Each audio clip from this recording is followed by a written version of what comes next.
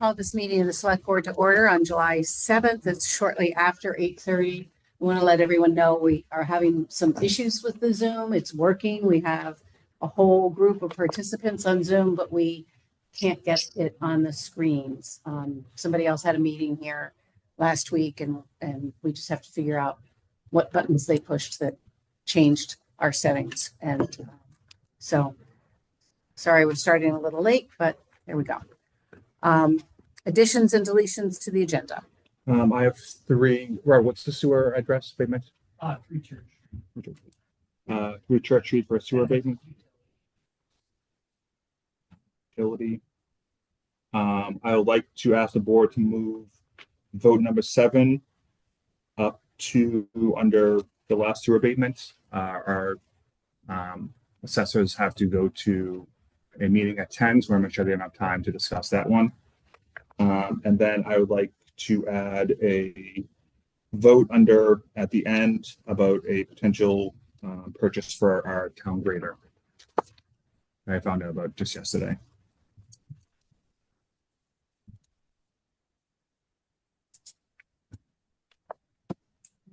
And the only thing I have is that on discussion 3, the written proposal to meet with trustees, that may also be a vote, depending on the pleasure of the Select Board. So it is under votes. Oh, I'm sorry. Yeah. Never mind. So if you don't want to vote on it, then you can just hold it. You're good, thank you. I personally, we start by committee. So, Chief Ski.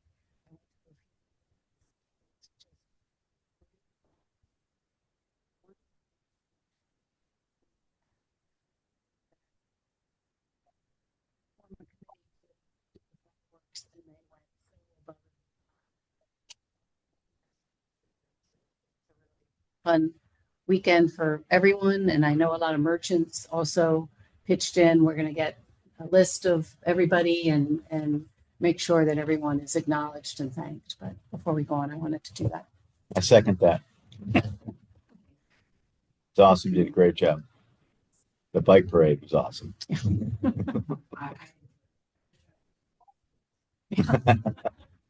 Okay. We do have a full agenda, so please note for citizens' comments that if it's something on the agenda, we ask that you hold your comment until that agenda item. So with that, we'll entertain citizens' comments with a 3-minute limit. Anyone in the room? There is one online right now. Okay. Mr. Selden?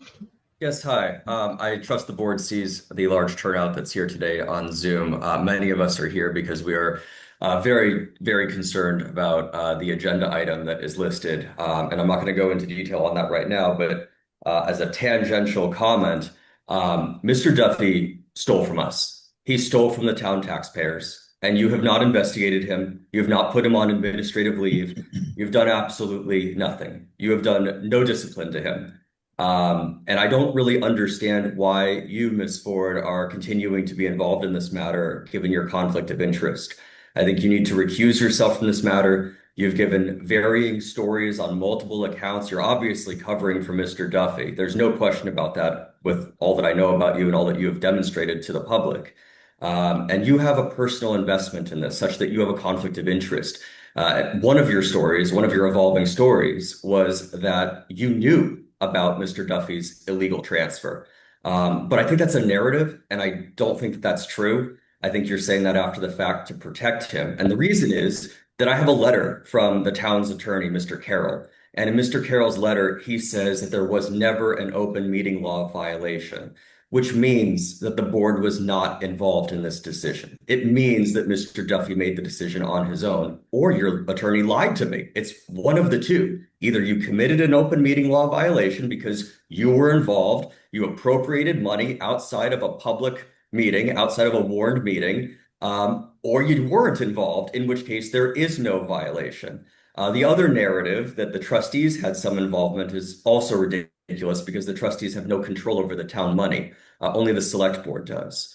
So there was absolutely an illegal misappropriation. And for you to be discussing ratification, are you kidding me? All of this money predated the original lawsuit. It predated it. It was for the administrative hearing, and it was reversed, meaning you will endorse an illegal process. An illegal process if you ratify this money and you give all the village a reward for what it did. Also, it's $125,000. Let's get that straight, okay? Because Mr. Duffy also transferred additional funds for Public Record Act requests that were sent to the village. So it's 125,000. It's not 68. Not that it really matters, but I just want to set the record straight on that. So thank you very much. And again, I request your recusal, Ms. Ford. I would ask that everybody note that this is an agenda item, and as I stated, if you could hold your comments for that time, it would be appreciated. Sally Garman online.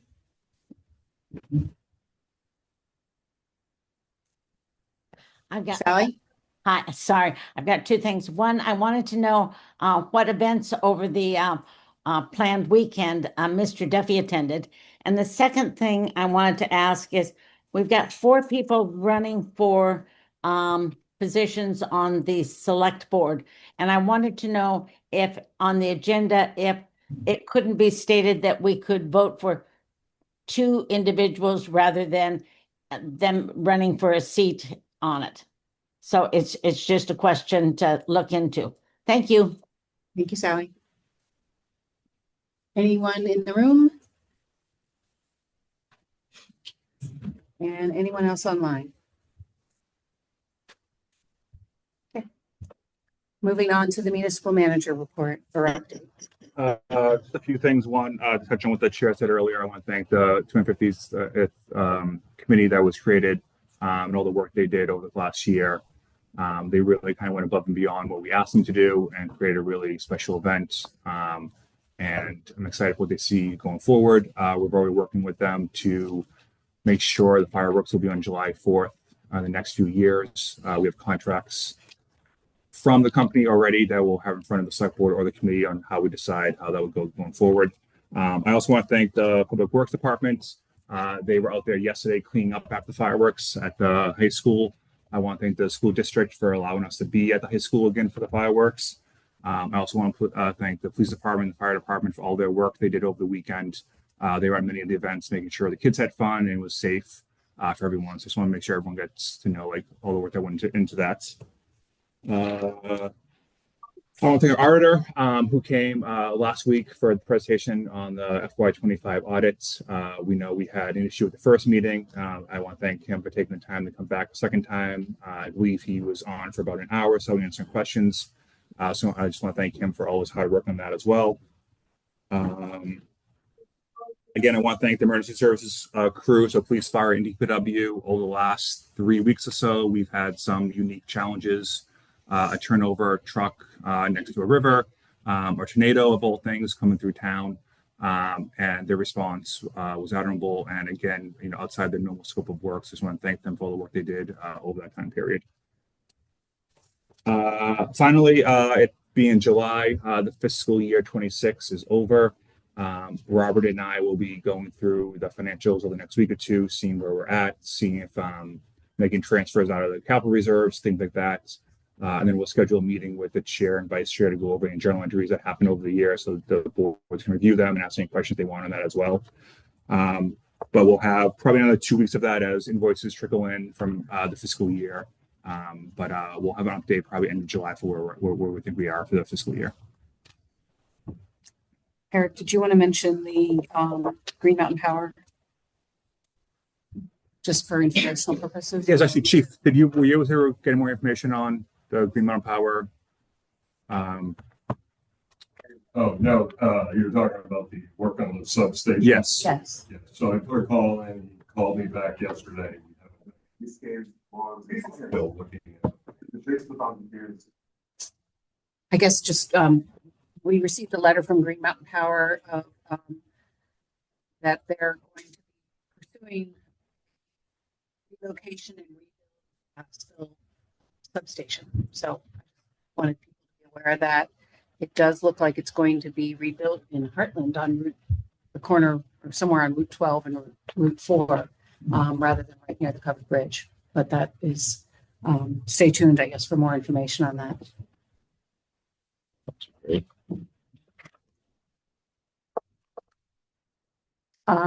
Okay. Liquor licenses. I will entertain a motion that we approve a first and third class liquor license for Positive Pie, second class liquor license for Woodstock Village Market, all on the assumption that the state is reviewing the applications because they no longer give us enough information to do so. Is there a motion? So moved. Moved by Norm. Second by Deb. Someone.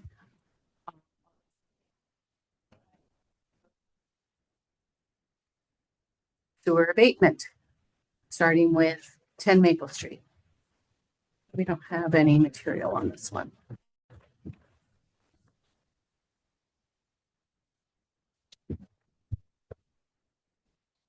Good morning.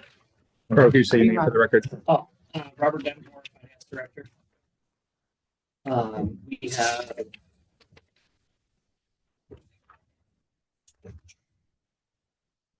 all right, so for 10 Maple Street, I received an email from Jeremy, I don't butcher his name, Fryer. They are requesting, they are currently being billed for a single sewer in on their apartment. They're requesting that that would be eliminated going forward, as they no longer rent out the apartment and it's now just used for storage. So it's no longer used as a separate connection or separate account in the system. That's their, that's what, that's the information I received from them. As long as it remains a unit for storage, I'm inclined to agree, just because the point of charging a single sewer is to be used for one person to be adding into the system. If it's being used just for storage and not being an apartment, then that's not somebody renting and adding into the system. So, and I think we should do like the normal guideline of like we revisit every so often just to make sure that it is not being rented, that they haven't gone back to renting it out.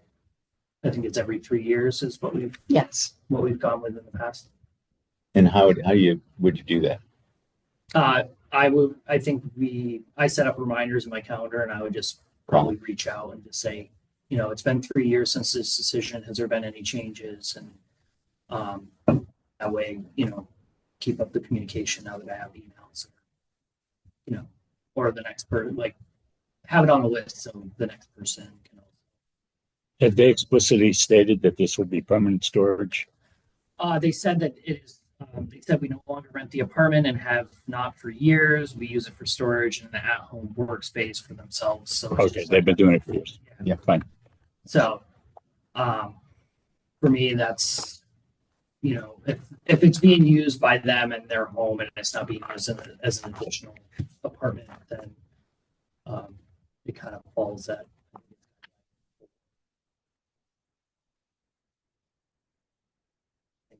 Or was when they're changing the single rate allocation, or they change the allocation.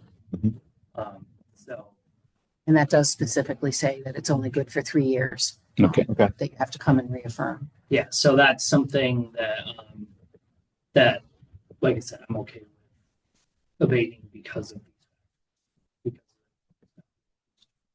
I have a question about that. You said they still use it though for their office stuff. Does that mean that they still have the facilities and they're hooked up? I mean, how does that work? So if they're using it for their own home office, then it would then go into their normal house. It's one of those, if you're using it as a separate like person, separate living area, separate, somebody's renting it, then that's where it gets. That's where we would break out. A recognized tenant. Yeah. Yeah, that's where we would break out separate connection to. So I just to educate me, there's water comes in and the sewer is based on the water. So the water still then reflects the entire building rather than the two. Okay, Yeah. thanks. Do I have a motion on 10 Maple Street So moved. to move Second. for 3 years? All those in favor? Aye. Okay, 164 Butternut Lane. Mr. Schindler, he came in to pay his bill maybe last week, 2 weeks ago.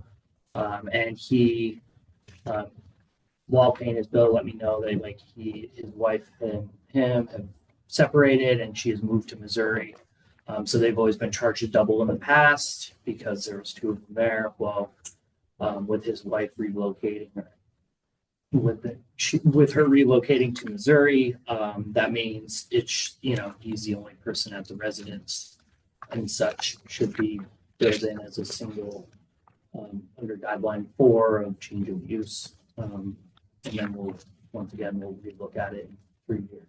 But this is a similar situation of like we're going 2-1, so that's where he's going double this single. Motion on 164 Butternut Lane. So moved. Second. All in favor? Aye. And then 3 Church Street. So 3 Church Street, which is we share a driveway. They had 2 meters from a previous tenant or previous owner. And when new owners came in, they wanted to go to 1 meter. The meter they chose is in the house. The other meter is pretty much under Route 4. So we'd have to like dig up Route 4 to then obtain the meter and shut it off and do all that.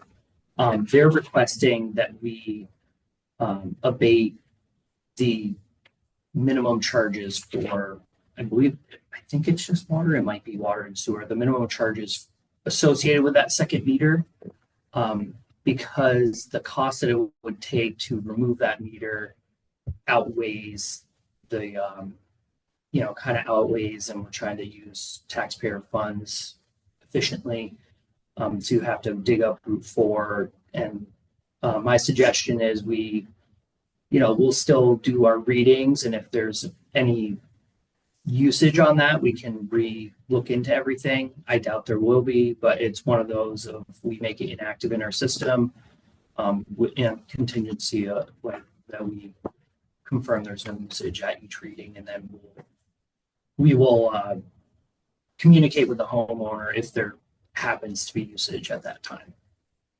I guess my question, if we inactivate it or deactivate it, how do we verify that there's been usage or not? So I'm saying we inactivate it in our billing system, Mhm. but when we're still The going meter out will and still doing be active. Yeah. Okay. When Got we're still going out and doing if something shows up. Good. Because it'll show as, it'll show as an account there. Okay. But just the placement of the meter itself, like I said, is like under Route 4.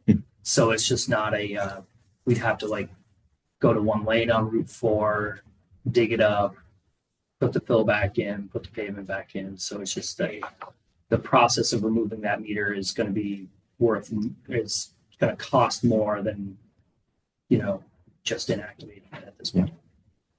And has there been any usage on it lately, or has it been inactive? It's been inactive for all the billing cycles we've had, and I'm pretty sure it's been inactive. Like we haven't seen usage for the last few that the aqueduct had in the book as well. So it's been a consistent lack, like no usage on it for what I can see in the book since the improvements were made to the building itself. Is it back to being a resident, one homeowner resident? Yeah, it's back to, because it used to be Yeah. inn or hotel. Yeah, absolutely.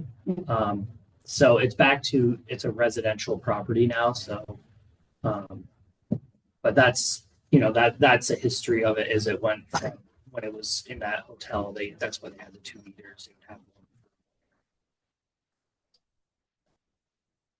with it.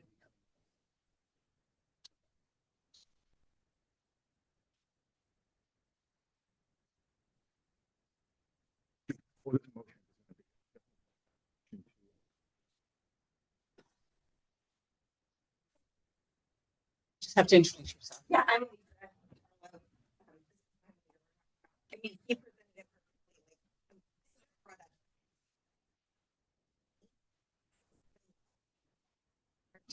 Yeah. Yeah, so that was discussed when the select board took up the water ordinance, how they're gonna manage the water department when we took ownership over it. I think we had discussions, I believe, in a public meeting on what the right path was.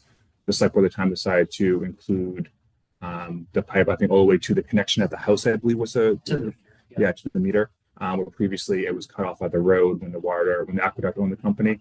So if the select board wants to take that up again, review it, or have the finance committee look at that, if that's what you want to do, we can, and then it would just be a vote on a new ordinance and have that ordinance go in place after 60 days. And I don't think it's a situation where a homeowner can just say, dig it up. I think it's more a maintenance and repair type. Correct. And thing. we do have a maintenance repair budget, and on top of that, one of the reasons we wanted to take ownership up to the meter was the meter's typical life cycle is supposed to be like 10 years. The meters we're replacing with have like a warranty 20 years. But some of the meters in the system are like 30 or 40 years old because before previous it was up to the homeowner changes.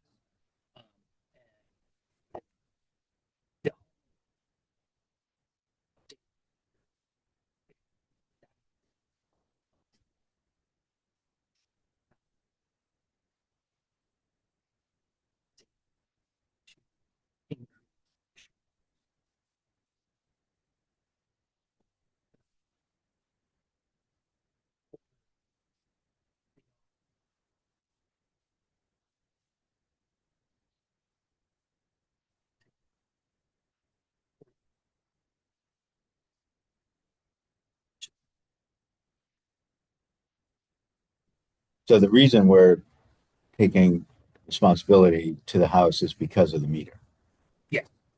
Because the meters themselves, and that's what we use. Yep. So in order for us to ensure accurate Mhm. billing, I can say in this last meeting that we just completed,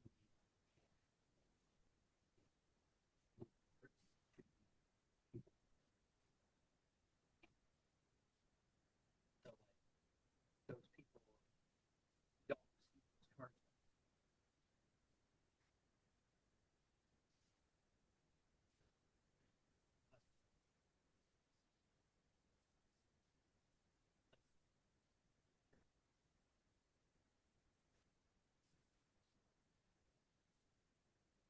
But just a second, I think we have two questions online. I'm a little concerned this guy can get off the Yeah, I topic of think what's on we're the gonna agenda. keep this just to the Yeah, so abatement issue, and if we want to have a larger we put that discussion agenda. about Yes, thank you. the meters, and we can. Do you want to, there's two people online with hands up. Want to ask them if it's relevant to the abatement or if it's more a larger question about Okay. ordinance? Yeah, so Mary, who I don't, one hand has gone down. Mary, is your question about the abatement or? No, it's about the audio. I can't hear anything. It's going in and out. And I don't know if it's just me or everyone else. Thank you for letting us know. There's two other, are the other people with hands up having the same issue? Yes, Is that the computer? either needs to be fixed or you guys have to reschedule. Yeah, I mean, if we have the audio just from the computer, we try to move it closer to the board, or we try to speak louder. But the microphone's only right now through the laptop. Okay. Are you hearing the board or the people at the table or nobody?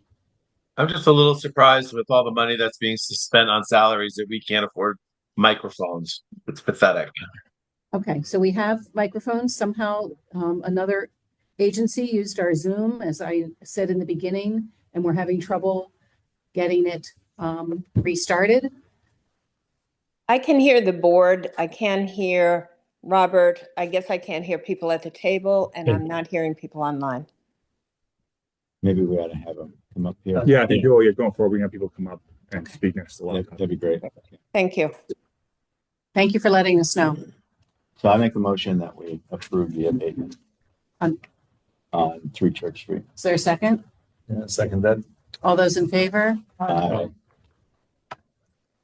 Okay, moving on to item 7, the stipulation regarding the appeal to the Board of Civil Authority with Comcast. Yeah, Kathy, if you wouldn't mind just maybe sitting here instead? Thank you. Kathy Avelino, Town Assessor. This year, communication lines are the values are being set by the state, and we have no control over them. We have been instructed to deny their grievances, which in most cases that would go right to the BCA and then on to the state. I'm asking you folks to sign a stipulation agreement to bypass the BCA, is what our state representative has asked us to do. So we have one grievance from Comcast. All the other ones have not filed an appeal. I believe you have the paperwork in front of you. Yeah. And so I mean, I don't know if people want the steps of appealing taxes, but you first go to listers to grieve. If you're not happy with that decision, you go to what's called the Board of Civil Authority, which is the Select Board and the Justices of the Peace. They have to appoint a committee of 3 to inspect the property, have hearing. And because this issue is not really a factual issue, it's an issue with what the state's done on some statutes. And these are actually cable lines underground, mostly. They're suggesting that we skip the kind of local level and just save that time and hassle and money of constituting the BCA and go right to the next step. Does the board have any questions? Okay. Any questions from the public? Mr. Atkins, your hand is still up. Was that to let us know about, oh, thank you. Okay. Any questions from the public? Okay. Seeing none, do I have a motion regarding the stipulation? So moved. Second. All those in favor? Aye. So we'll need to sign it. Yeah, I have the paper all of it. I didn't Okay. the meeting out soon. I just want to stay interested, so you can sign it. Yeah, I need to get it in the mail by tomorrow. Okay. I will sign it. Thank you. Next, we have consider and discuss written proposal to meet with village trustees on fiscal year 24-25 town payments involving village Swanson employment dispute. I want to explain our process again. We will first discuss this as a board, and then we'll open it up for citizens' comments. So I know I'll see hands up and people wanting to talk. We're not ignoring you. We're just following our normal process of discussing it as a board. In case, I guess I should have it read in case people, because it sounds like people have not actually read the document. Do you mind, Norm? I don't mind. Thank you. Thank you. Over the past year, members of the public have posed multiple questions specifically related to payments by the town of Woodstock for expenses which have been categorized as village legal expenses associated with a personal issue at the Village of Woodstock Police Department. Specifically, it is understood that disbursements of town of Woodstock funds have been made to pay legal and other expenses attributed to administrative hearings and processes involved the demotion of the Village of Woodstock by the Village of Woodstock of Joseph Swanson. These expenses were incurred prior to and up to the date of Joseph Swanson's filings of his complaint in the matter of Swanson versus Eric Duffy, Seton McElroy, Brendan Blakeman, Jeffrey Kahn, Frank Hornick, Lisa Lawler, Burgess Loss Prevention Association, LLC, Town of Woodstock, Village of Woodstock, and Christopher O'Keefe. It is the Woodstock Select Board's sincere hope that the Town Select Board and the village trustees can revisit this issue and work collectively and jointly to determine and clarify, with the assistance of Eric Duffy, our common municipal manager, the exact amounts and dates of town funds that were dispersed in the payment of fees during fiscal years 2024 and 2025 in connection with the village police department employment issues, including any investigation assistance in conducting administrative proceedings attorney's fees, costs, and other expenses.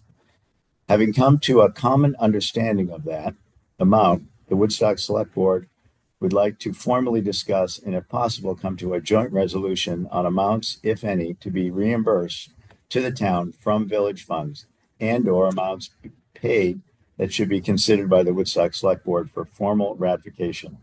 Given the importance to the town of Woodstock of the village ability to perform its contract police services. To that end, the town hereby requests that the village and town of Woodstock jointly ask the municipal manager to provide a written report and accounting of all payments and contributions made from town of Woodstock funds for fiscal year 2024 and 2025, and relating to the village of Woodstock employment matter with Joseph Swanson and an investigation or administrative hearings related thereto. And two, having been jointly provided with this information, that the village and the town of Woodstock conduct a joint public hearing to address and come to agreements on amounts, if any, to be fairly reimbursed to the town of Woodstock and/or ratified by the town of Woodstock. The Woodstock Select Board is making this proposal in the spirit of resolving an outstanding concern that has been repeatedly raised, warrants formal ratification or correction, and will continue the productive and good working relationship between our respective boards in resolving the concerns of both the town and the village of Woodstock. Thank you for your consideration and Discussion by the board? Nothing to add. I think that's concise and reasonable. And I should say this was prepared by The board's attorney. I have actually the very last sentence. Okay. thank you for your consideration. And Sincerely.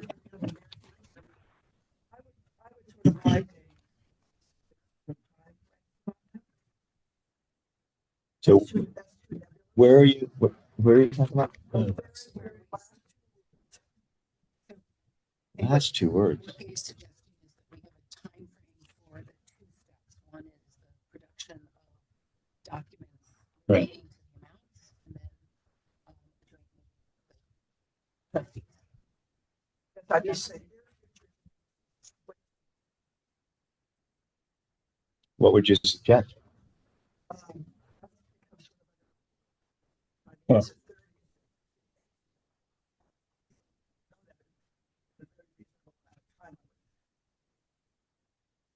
What do you think? What's reasonable? I don't think there's any statutes that apply to. No, but I think as the board to ask her to produce this within 30 days should be reasonable. To get the documentation to us, Right. and then we can schedule the subsequent schedule the meeting. I think that puts that out there. They could always then request additional time. So 30 days. Yeah, I Okay. just hope to hear from you within 30 days. Bauer, to comment on that? I was not involved in sessions, for the select board decisions, so I thought it's best I don't say anything. Okay.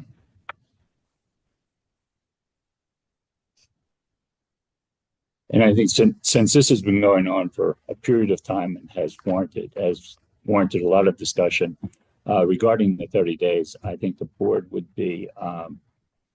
not be welcoming any extensions to that. And I Just would to be on the recommend record. that go in the fourth paragraph where we say we request that the village a written report within 30 days, right? That we put the time frame Yes. Yeah. Keeps pushing it out. in that. So 1, 2, 3, 4, 4. Yeah, right. Where it starts to that end, we Yeah. request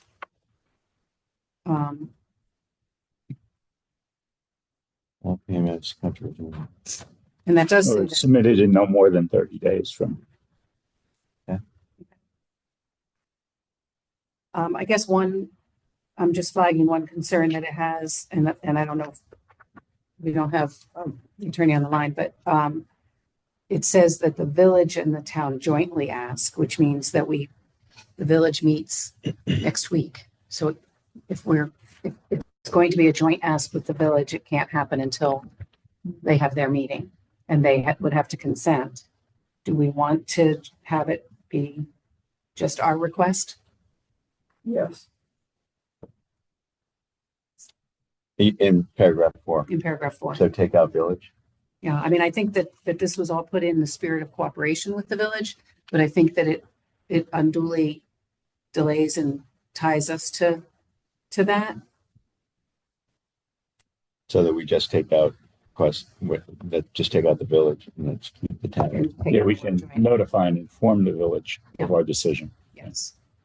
And they have seen this letter, at least the chair Okay. has seen this letter. Does that sound appropriate? Yes. That the town of Woodstock jointly asked. That it be our request rather than a joint request. Yeah. And not that we, don't want to work with the village. It's just. We want to bring this to resolution. Exactly. Any other comments of the board before we open it up to citizens' comments? Seeing none. Yeah, I might just say that, this is, we're working through trying to do this in the most eloquent way possible. And I think, obviously, we've heard a lot of comments from the community around do it fast, just go get it back, that kind of stuff. And it's I don't want to end up opening up another legal can of worms. So we want to make sure we follow the right process to make this request and try to do it in the best manner possible. So. And as was pointed out earlier, there seems to be a discrepancy about how much money is involved. And so that's why we need to start with that step first.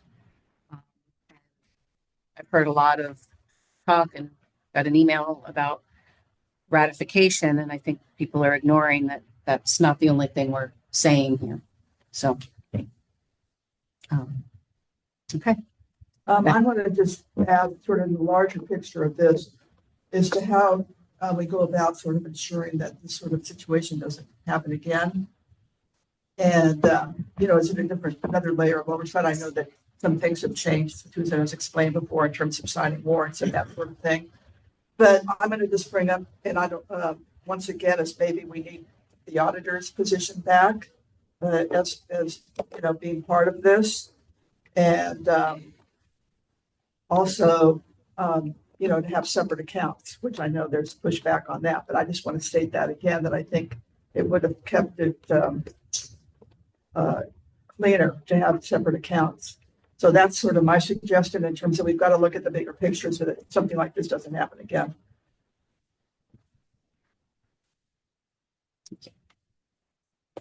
Okay, we'll start with comments in the room. I'm going to try to alternate between the room and Zoom. So anyone in the room want to come forward? Yes, sir. You can just state your name. Yep. Ed Durgan, Woodstock. I'm just concerned about the first person that was online was commenting about the misuse of funds. I think you hit the nail on the head. I think Mr. Duffy is a very intelligent person. He knew what was going on and he just let it pass, and it just, what's the remedy? What's the remedy? He's a very intelligent person. He knows what's going on. What's going on, you guys? What are you going to do? Nothing? Come on. Nothing about changing the locks on the town hall? How much is that going to cost? $25,000? Have we ever had any problems with people coming into the town hall to do mischief? It seems to me that this is a free, open town hall, and it shouldn't be requiring locks where you have to, have a code or whatever to get in. It's a town hall. People come to the town clerk's office have to do that. They may not be residents here. how do they know? Are they gonna be given the same opportunity and the codes and all that stuff? It seems ridiculous. There are different issues here. Oh, like what? Well, we're on this letter that we read about that we're going to hopefully send But sure, to this get is open citizen comments. No, it's not. This is just under this Specific to the agenda item. Well, okay. Thank you. Thank you. Online, Mr. Sullivan, and I should have said we're going to try to keep to 3 minutes so that we get everyone in and get through the rest of our agenda. Sure. Well, I'll try to be as fast as possible. So again, the big issue that I have here is that you're addressing the consequence, the money itself, after Mr. Duffy was caught. This wasn't, something that he admitted to or that you discovered. This was something that a taxpayer discovered after a year of the board stonewalling us and Mr. Duffy stonewalling us. So you're not addressing the act, the theft. He stole money from us. He doesn't live here. He's not a taxpayer. He took our money to achieve a personal malicious objective that the court reversed and deemed illegal. You're ignoring that here. Why are you not hiring an independent investigator to look into this the same way that he harassed Joe Swanson, the same way he kicked 3 women out of town hall? Why are you not putting the pressure on him to be evaluated by somebody who's competent to look at what he did? You're just taking his word. You're asking the bank thief to come here and to give you the documents. I mean, you want him to create more? He's an accountant. He knows exactly what he's doing. He knew exactly what he was doing when he took this money. And for you to claim that this is some type of big mistake, it's not, because it's so basic. And then the cover up. Now, with regard, and also, this isn't just Swanson. You understand that the legal fees go beyond Joe Swanson. They include public record requests that went to the village. He took our money to pad the village's books to make it look like he was doing a good job. I mean, let's not lose sight of that, please.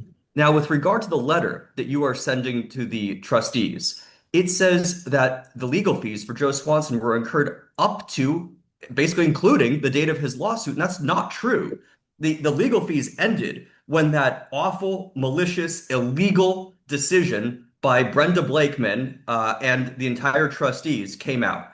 And then if you look at the bills, that's when the legal fees for the Swanson matter end. So it doesn't go up to the date of the lawsuit. Let's have this letter be accurate, please.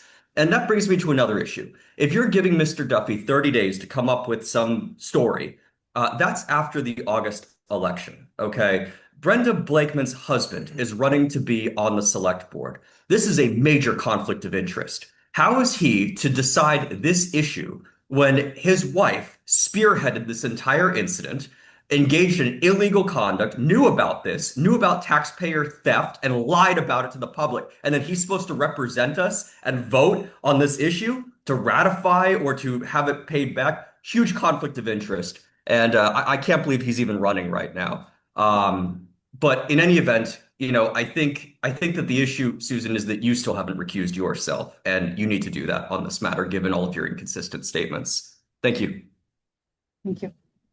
Anyone in the room? Yes. No. Yep, come on up. Peggy.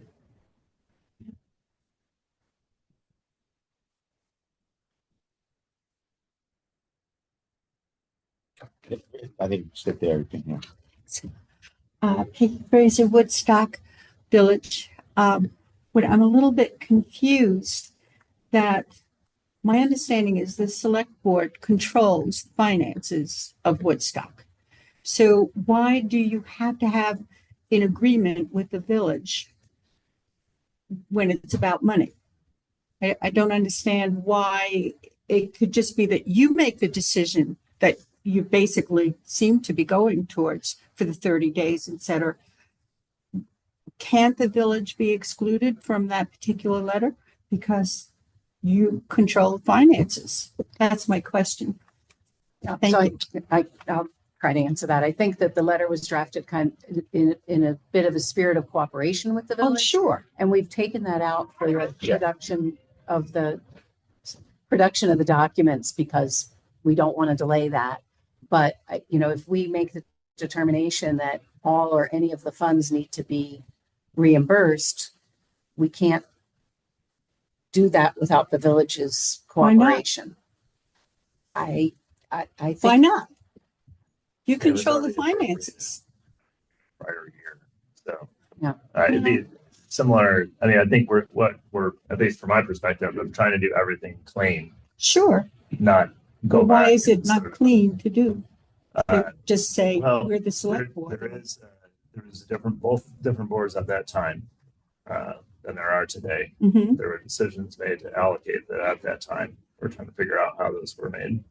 But if you look at any other expenditure the village had in 2025, if we start coming back in 2026 and saying, oh, actually, we're going to take back that money that we allocated to you in 2025, obviously that would not work very well. Essentially, like we start taking money back from past years. Oh, I that's already understand been that. This just seems a different situation than any of, Well, of we're those working down the path possibilities. of cooperation first. Yeah. And transparency. Exactly. So that's Okay. what we're going after. Two things. One to Mr. Selden's comment. Today is July 7th. It's a 31-day month, so 30 days would be August 6th, which is before the election. I just want to make that clarification. Thank you. Thanks, Thank you, Peggy. Peggy. Peter Shoemaker online.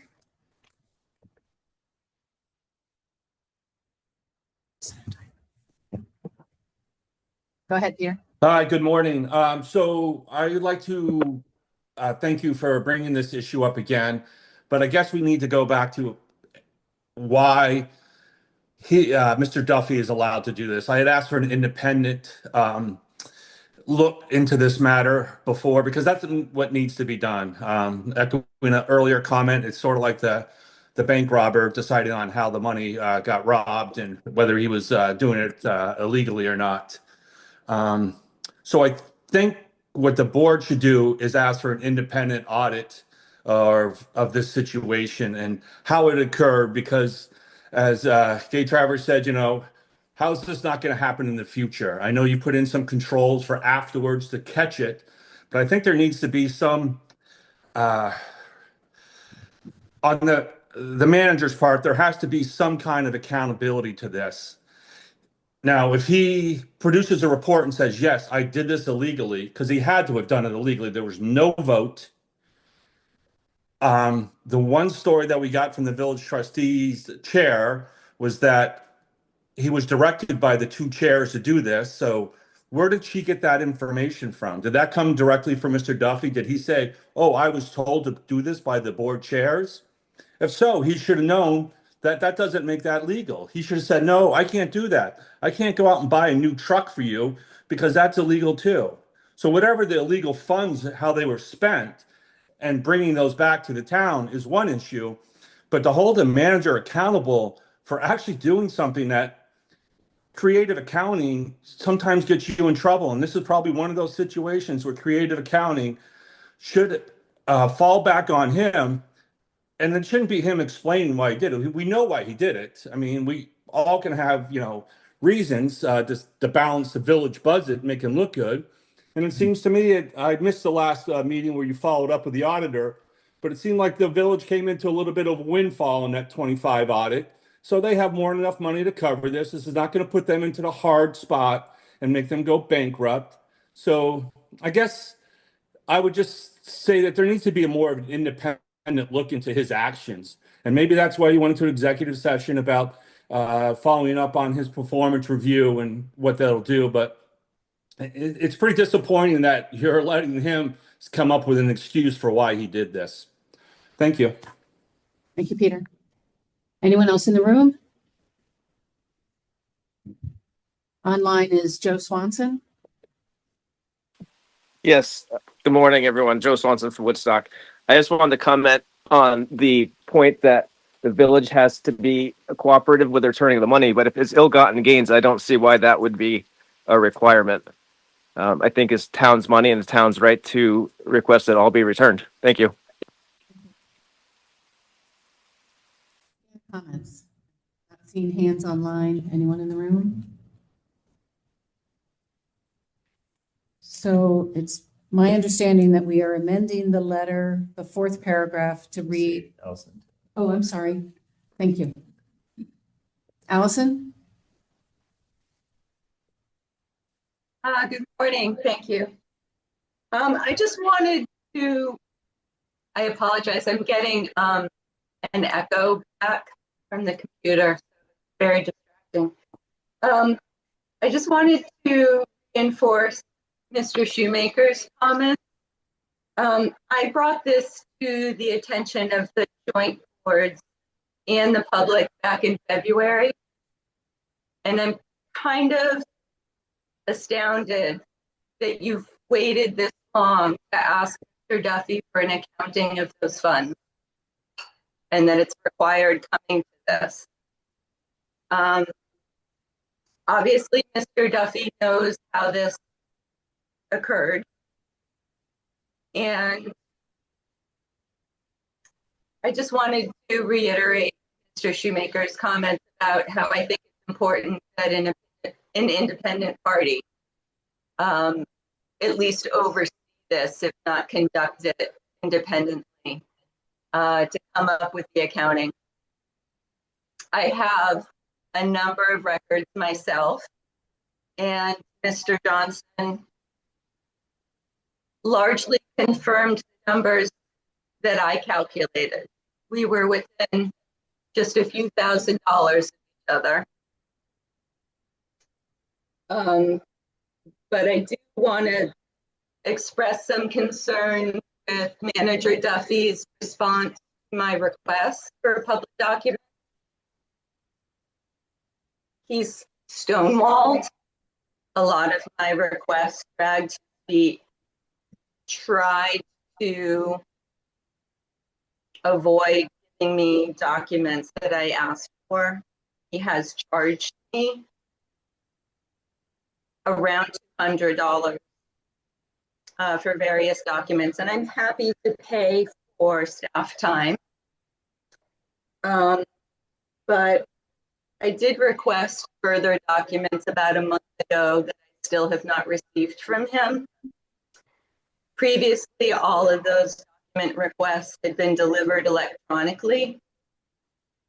He knows about a personal situation of mine that makes it difficult to come into the town hall to pick up paper records and has refused to provide me with the electronic records. He asked for my payment before providing me with those records, which I provided quite some time ago, and my check was cashed on July 3rd. And I still have not received my documents that he said he would mail me, that he chose to deliver via paper. So I just wanted to point that out, because he does know how this occurred. And I think it's important that this be reviewed independently. Thank you. Thank you, Allison. Those documents are in the mail. They should be arriving, if not today, tomorrow. Could you hear that, Allison, that the documents are in the mail? Can you hear me? Yeah, we can hear you now. Yeah, I receive an electronic notification every morning of what's coming in my mail. It's not in today's mail. Hopefully it'll be there tomorrow. But I did ask about 2 weeks ago that they just be sent to me electronically the way they have been for the past 6 months. And he didn't answer why that couldn't be done. Any other comments in the room? Yes, Barbara.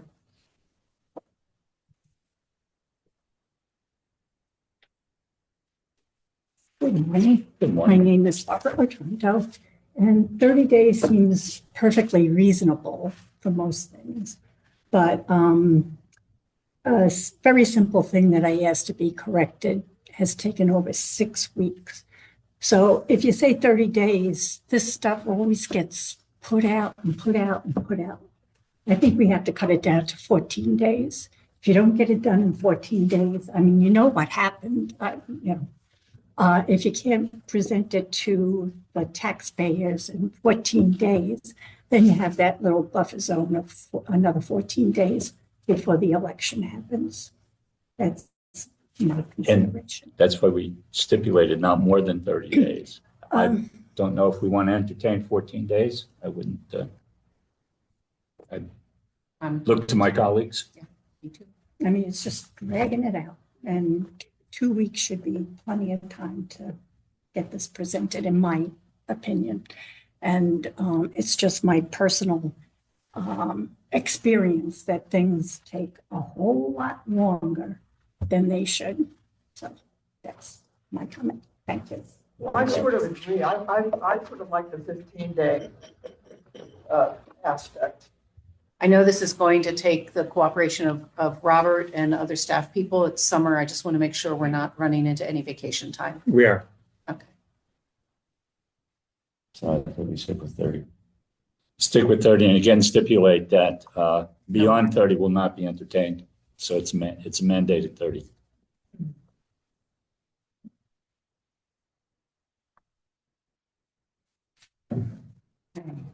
Allison, is your hand still up from before? And does the board want to entertain second comments from people? Yeah. I'm leaving it up to all of you. Yes. Yes, okay. Allison, did you have further comments, or was your hand up from before? I just wanted to point out that I calculated these funds and accounted for them in about an hour. Didn't take a long time. Yeah, I think we're not looking for the end calculation. We're looking for the documents, which I know you have received as well. Mr. Selden. Yes, hi. So just real quickly, again, I don't know why he needs 30 days. I don't know why he needs 14 days. These are documents that we have already required him to produce. He has them. He's produced them from my public record requests. Ms. Taylor has already gone through them in excruciating detail. This is not something that he's got to go, digging in a dusty closet for. He should have them readily available. And this has been a matter that has been discussed for months, if not years. I mean, it's been over a year since we've been discussing this. And it's been 2 months since the select board acknowledged that this was illegal.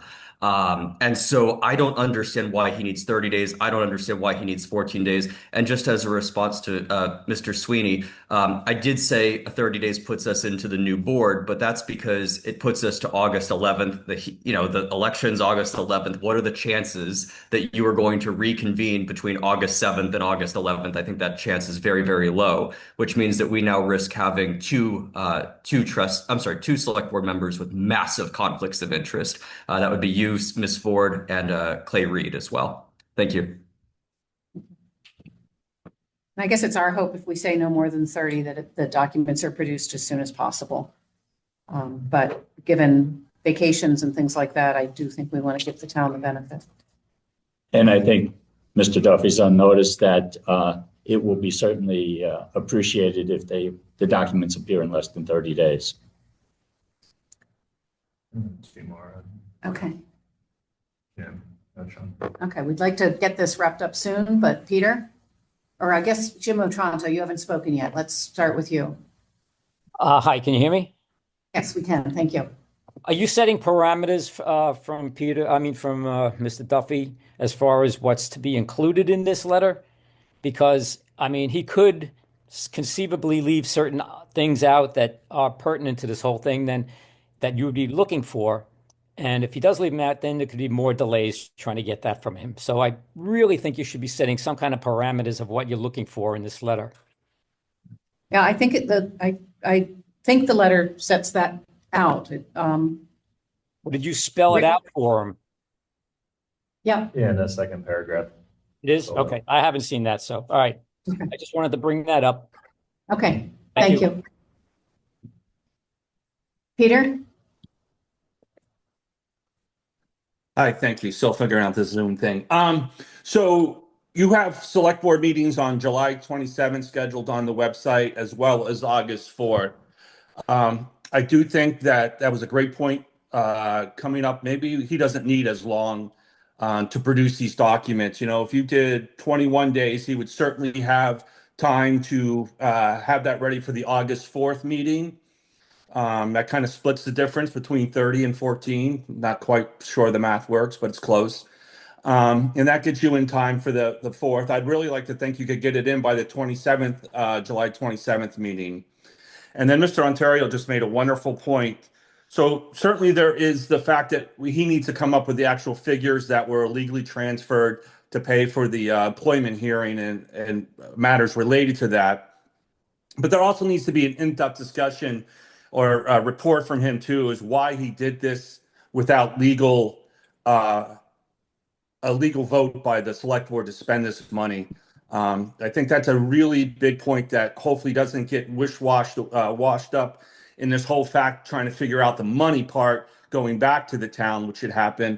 But more importantly, why did he do this illegally? And that really needs to be part of the report too. Great, thank you. You did bring up a good point. We aren't going to have a meeting. Right. Yeah, that's a good point. So maybe we should think about that, have our deadline before the August meeting. But this is July 7th, so we can say by the end of the month. Or do we have a July 27th meeting? We normally meet, everyone knows, we normally meet the third Thursday of the month, but due to vacations, we are meeting Monday, July 27th. Right, And so it's on the website. I would recommend then that the report be ready by July 27th. So now 20 days? Yeah. Well, what's the August 4th? Yeah, August 4th. It's Why don't we do that? And maybe have it on August 3rd.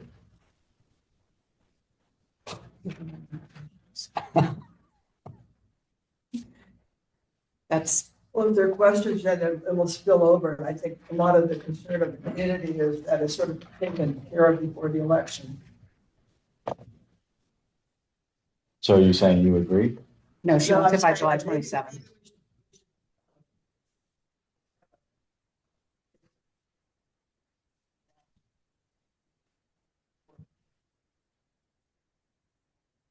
I don't want to set a date. Can't be met, and I know Eric is vacation. Possibly Robert, I don't know. But so I'm concerned about setting a date that isn't going to setting everybody up for failure. But I'll leave it to the board. I think the 27th is reasonable, even with vacations. We'll find ourselves working on vacations. And this is not something that's suddenly come up. It's been on the discussion points for at least since I've been on the board, which isn't that long. But I have to believe the documents are available now. It requires the narrative from Eric to clear this matter up. So we're looking at subject resolution, and we're looking at the corrective action, how it gets paid. Well, it's two steps. Number one, we get the accounting, and then we have at least the way this letter is drafted, we then have a meeting with a public hearing to.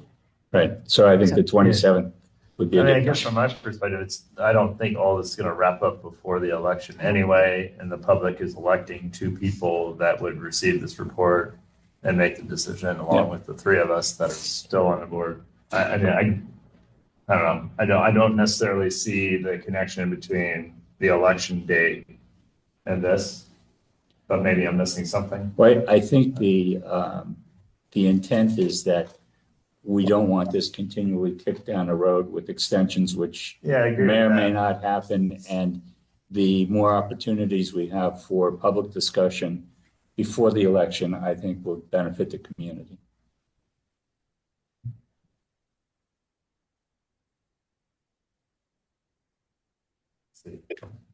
We have one proposal just to add the date, and what we're trying to figure out is the date, essentially.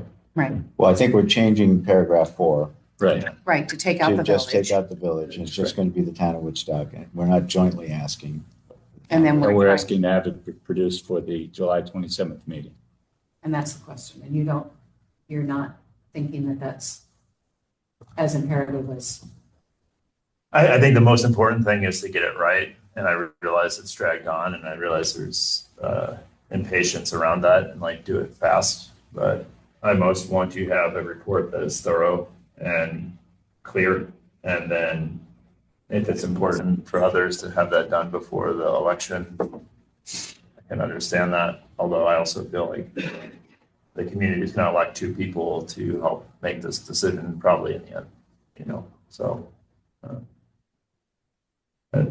I don't like whether if it wants to be before the election, I don't see a huge difference between July 27th or August 4th, because we're not going to actually take all the actions, would be my presumption before then. Right, it requires a joint meeting with the trustees, which is not scheduled. Yeah. So I think I'd probably err on the side of the 4th, but have it ready by the 3rd so we can discuss it at the 4th, but I don't feel strongly one way or another. Does somebody want to make how about if you make that in the form of a motion to accept the letter, making the change to the 4th paragraph, omitting the village and setting whatever date you want to put in your motion. Can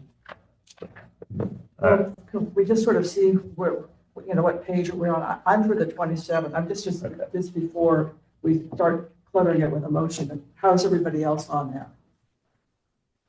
I'm for the 27th, but I'm okay for the 27th myself. So it's okay. If I can make a comment on this, just to be transparent, it was warned on the agenda as a vote for the discuss a proposal to meet with the village trustees on this payment. It was not warned for a deadline for me to come up with reports. The report that was in the agenda booklet describes a meeting with the trustees and asking the trustees to agree for me to do the reports. So I just want to give that caution to the select board before you guys go forward. I'm comfortable given the discussion that we've amended one portion of it to, but not the second portion of meeting with the trustees. Okay. As everybody else is. Yeah.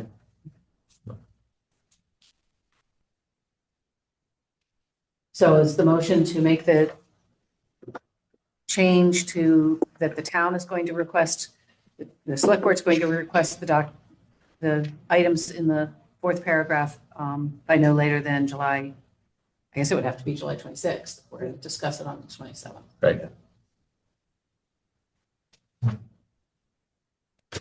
So moved. Is there a second? Second. All those in favor? Aye. Opposed? Okay.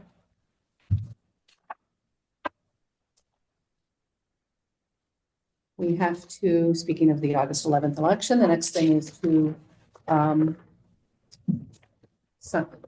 vote on that election. Because it's already a primary election, but we're adding the election of our own board members. We do have to vote on and sign a warning. So is there any discussion about whether or not we should have a special town meeting to elect select board members on August 11th? Please. My retirement. I should thank you too for your service in case I forget in the future. Be a good line item on my obituary. Okay. Sally Garman has a comment. For the new select board members, can we have on the ballot that we can vote for 2 out of the 4 rather than assigning each to a separate seat? If there's only 1, it makes sense. But since we've got 4 running, I think it would be really nice to have the opportunity to vote for 2 out of the 4 rather than specific seats. Thanks. Thank you, Sally. Unfortunately, there are terms, 2-year terms, 3-year terms. So the candidates had to select which term they were running for. And that's, it's just like in March, we sometimes have 2 positions up, a 2-year term and a 3-year term, and people have to choose which one. So I like your idea, but we can't do it. Thanks. All right, makes sense. Yep. Okay. Is that? Oh, sorry.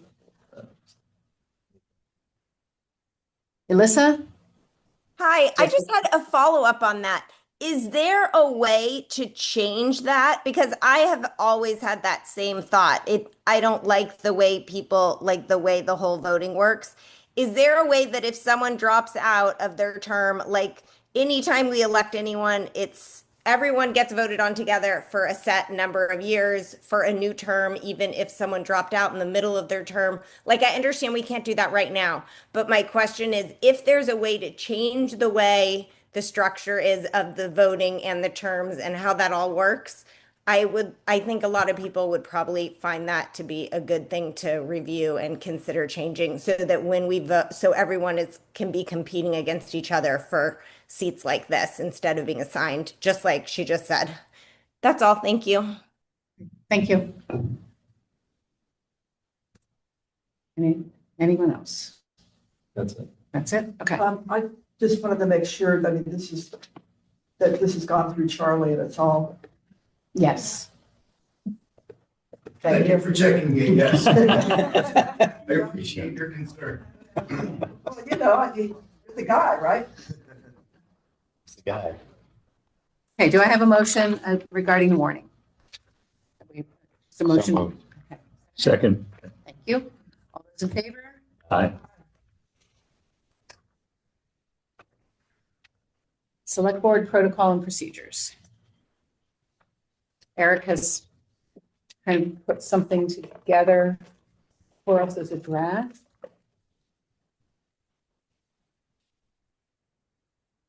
I also, I think I said I would take it upon myself to look at the VLCT document on how to submit an agenda item and modify it. And as I was reviewing it, I wasn't positive that we needed any modifications, but I'm wondering if we put it in place on a trial basis just to see if it works for us, and then we could do modifications if anyone is.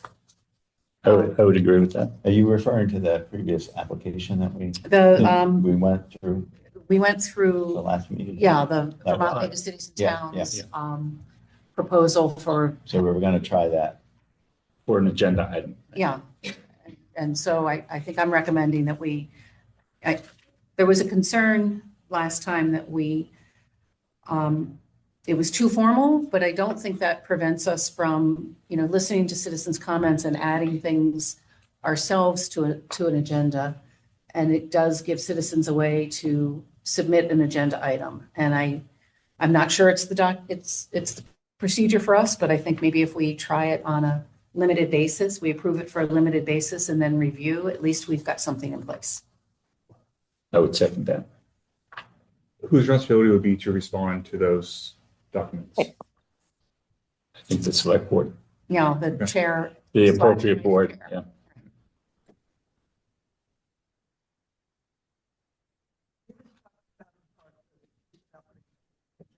Yeah, but I'm sorry, I have it.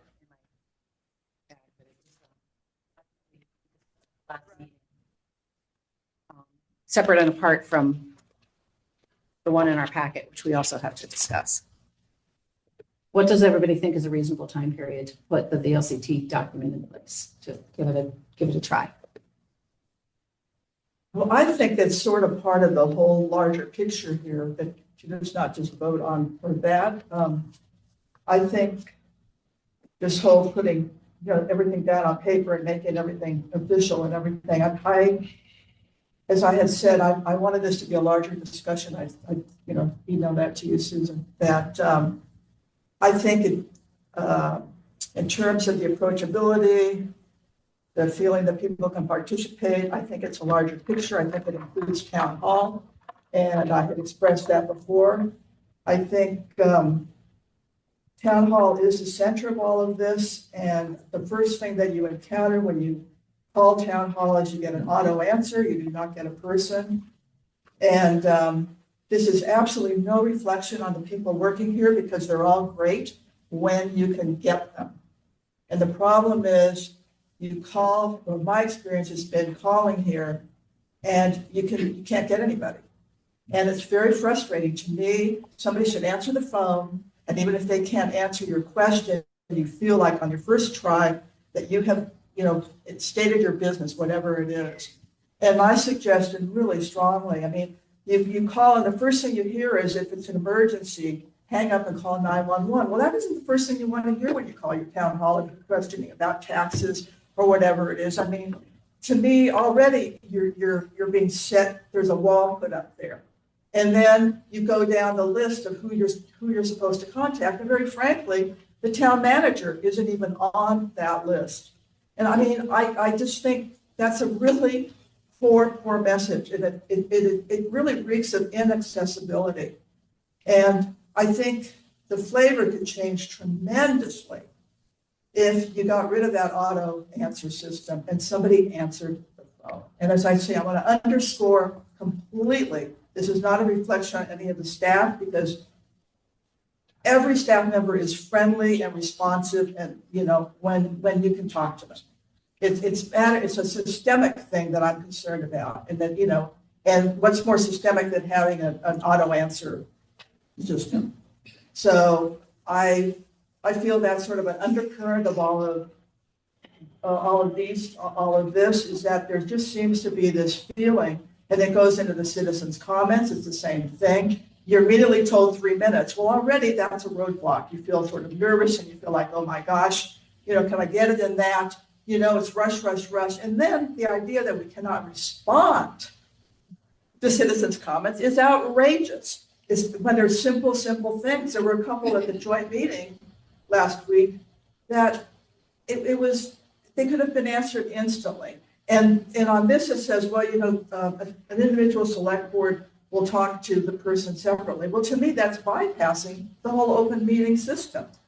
Somebody's sitting there with a request. We're all here, we engage. If we can't engage, then that's a whole different thing, obviously. But I just think little by little, roadblocks have been put in place. And, I don't even think necessarily consciously. I just think it just has sort of happened little by little.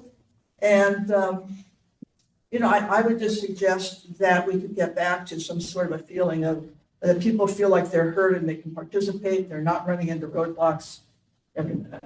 But that was the intent of the agenda request form, so that people do have a process to follow, and part of that requires a response.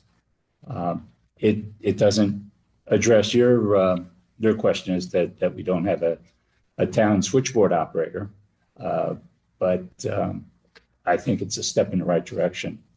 And it's relevant to the operation specifically of the select board and the select board process.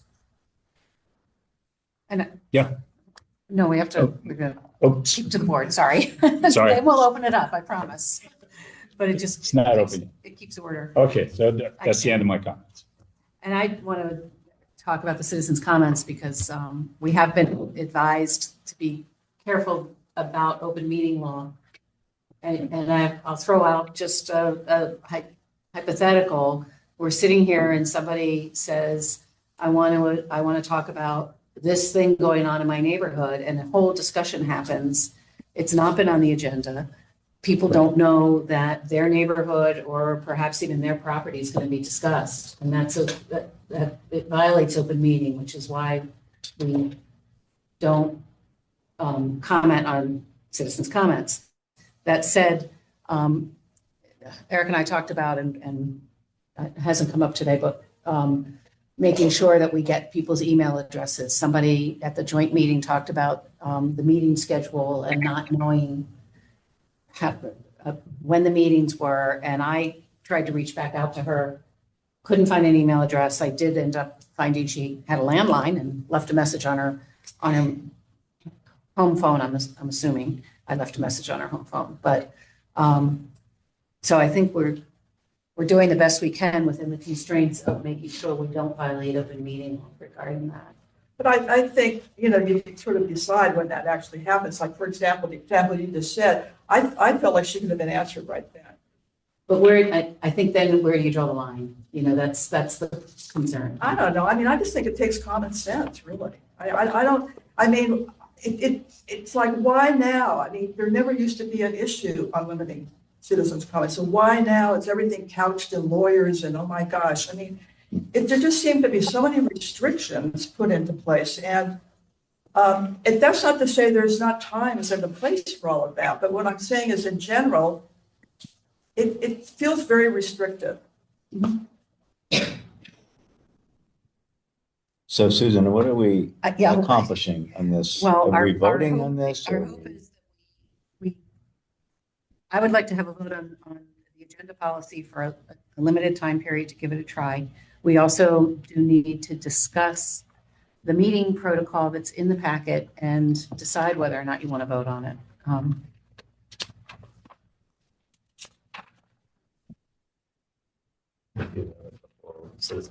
Okay. Yes, Peggy. Thank you.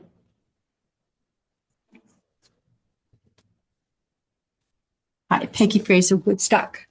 I'd like to thank Gabe for bringing this up because I think many of you know that there are a lot of people who are feeling a lack of transparency has increased over the past few years.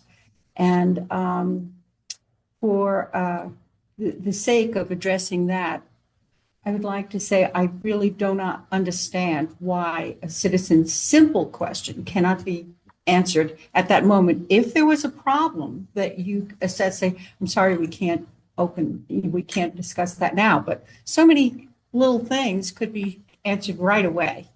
The other thing is then the protocol. You have to send it written agenda 2 weeks ahead of time. But then it turns out that but I have a question about our insurance policy. That's not a legal thing. That's something that taxpayers are paying for in the budget.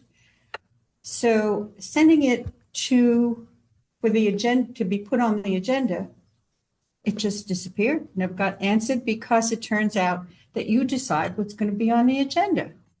So if you don't want to answer the question, it doesn't get answered. I'll try and answer and Okay. slap my hand if I get out of line. The intent here is that to get an item on an agenda, rather than collaring somebody in the hall or leaving a voice message or whatever, there's now a form. It's not the only way to do it, but it's the recommended way to do it because it is now documented. And part of the requirement of this process is that once the form is received, to put, the Screaming Crow ordinance on the agenda, we then have to respond back to you as to whether it will be, or you'll see it on the agenda, or it's not on the agenda because. And it may be we've had 4 requests for the same thing, and so we've consolidated these, and that's on the agenda, or it's not appropriate, it's not time, we have to consult with an attorney, whatever the reason happens to be. The onus is now on the select board to respond as to why an item is not on the agenda. But that doesn't always happen. Well, that's why That's we're what you want instituting a new to process. Sure. This is a process that was recommended by the LCT, if I have the acronym correct, and they've only done this in the last 6 months. So that's my recollection of the time frame. But it's recent, and apparently we're not the only town that's been confronted with this, and they've made this recommendation, and now we're looking to adapt it at least for a trial period. Thank you. You're welcome. Nobody slapped my wrist. I guess I'm good. Other comments from the public? Mary, I saw you had a hand up, but Hold on. I'll recluse myself. Oh, is this Mary Ann? Yeah. Not Mary? Okay. Your name comes up as Mary on here. Hold on. Yes. Yeah. Okay, unmute. You're live, man. Okay, can you hear me? Yes. Oh, good. No, I forgot what I was going to say. Just introduce yourself. Oh, Marianne Sweeney, Tapsville. And sorry, I just forgot what I was going to say. I guess I would address, Gay, that this change with the open meeting law was state mandated. The select board really is constrained by that. And so that's the first thing. And I forgot what I was going to say. So there you go. Okay, thanks.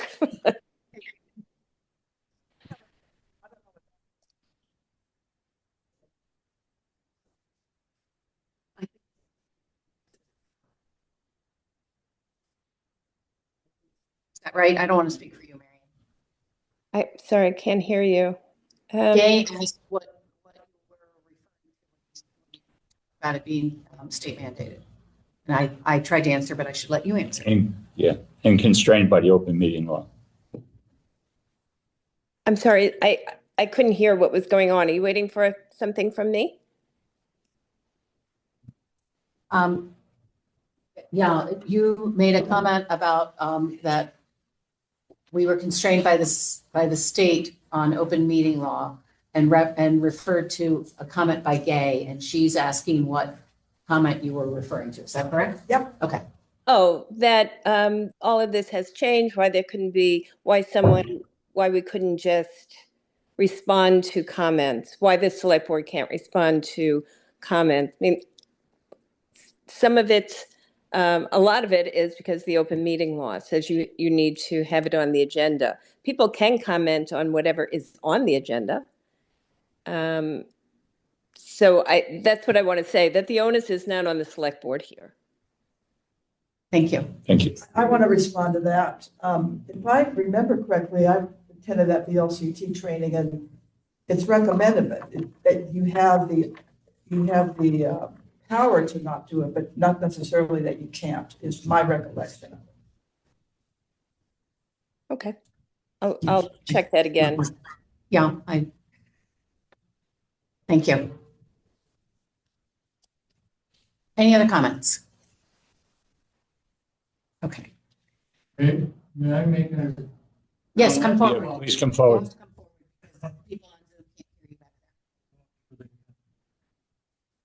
And I know you've spoken before, but thank you. Comment about Swanson. Bill Swanson was the town manager here for how many years? 30. And he's not here, he's deceased. It's a shame, because I think this whole thing, this kerfuffle or whatever's going on with the town would never happen under his town manager. The screw up the finances and all this stuff about his son being vilified is a tragedy. It's a crying shame. It is. He was Joe Swanson, a native Woodstocker, Vermonter. He's done his part in Woodstock, trying to uphold the law, and he's being vilified, demoted unfairly. It's preposterous, Mr. Duffy. Okay. Thank you. Thank you. We have Gail Childs online.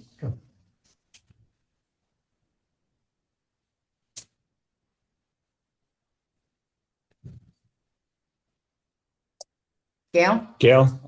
Can you hear me? Now we can. Okay. Hi, good morning, everyone. And I want to first start off with, I haven't been attending these meetings, but I find myself pulled in based on everything that's going on in our town. And I want to thank the select board people for stepping up and being on the select board, because I know it's certainly not an easy position to be in. And I want to agree with Gay, and I want to agree with the gentleman who just spoke. I've been here for 30 years, and I've always been able to call the town hall and get a friendly voice. And recently I tried, and I got that machine that corporate America has. And I think that's what's happened here. We're turning into something that when I came here I came here for the reason of having that personal touch. So I think we are losing that, but that's not in my control, but I just wanted to comment on it. And I also want to comment on the fact, I had many dealings at town hall over the years with Phil and the past people. And I know that things have to change and things move on. And I think what I can clearly see is going on here is an attempt to separate the townspeople from the people that we elect to represent us. And I can feel it. And it is very sad and discerning to me. I've been here, like I said, for 30 years. I've written to a few of the select board members and I've never gotten a response. Laura Powell was the only one when she was on the board that did have the courtesy to respond to my questions. I think all of us feel the same way that most people are expressing. I don't know how to change that other than different select board members, of course, and maybe different people managing the town. I don't know what the answer is, but I do know that if we were in corporate America and someone has done something with funds and then they're still allowed to, continue on, and then we're waiting for a report, I don't understand why we're waiting for anything. I mean, it's been done. It's been proven. So I'd like to just get it all past us, and 30 days is definitely too long. And everyone's trying to make a commitment to maybe make it, meet halfway. It should be today. It should be today. Just click a button and the information is there, like everyone has said. So I just wanted to comment on that. I hesitated for a long time to say anything, but I'm really, really, really sad, discouraged. And a lot of people are selling their, want to move from Woodstock because of this. And I think that is a horrific, horrible shame. And I think that everyone has to dig deep into their hearts and their humanity and their souls as to why this is even happening. The lawsuit, from the lawsuit to everything. So that's it. And again, thanks, and everyone have a great day. Thank you, Gail. Thanks, Gail. Okay. Any other comments on the agenda procedure or the meeting process? I want to go back to the meeting process. Okay. A couple of things that I forgot to note about notifications. I think another way we can be more approachable and friendlier is, I know once again by law that you only have to put the agenda or the pack, and you don't even need to do the packets by law. But the second that we know it, to really put it out there. I mean, for example, when we had the joint meeting 2 times ago, it was here set in public meeting that it was going to be in, I don't know, another 9 days. And to me, that should have been on the board instantly. And, there was a problem then when we met because some people felt like they hadn't been notified because it only went up to 24 hours before. So I think there's some really simple things that can be done that it seems like everything is purposely waited until it's by law. It needs to be the 24 hours or the 48. And if you've got the information earlier, put it out there. It just makes people, once again, feel like, otherwise you feel like something's being hidden if everything's just sort of adhered to that. So I'm into, let's really try with the notifications to do our best to do it in a really timely manner. And then the other thing I want to say for the agenda items for the select board side, I really think that other business should be added on to it. I mean, I don't know why it was taken off, so that a select board member can be free to bring something up under other business. Thanks. And again, I think that's an open meeting law issue, that we can't have a full discussion on a topic without people knowing. But it doesn't have to be a full discussion. All it is brought up, and you're right, that if it's worthy of it, just like with citizens' comments, and it's referred, and then it becomes an item. And I know Eric and I talked yesterday about getting the agenda. It may have to change, but if we get at least the chair and the vice chair meet with Eric 2 weeks before the meeting to set the agenda, I think at that point we have an idea of at least some of the items, and we could post that as long as it's understood that there may be additions and deletions before the formal agenda comes up, but that we can at least get something up on the website. Yeah, traditionally we have the listserv anymore, so we have to go to the town website.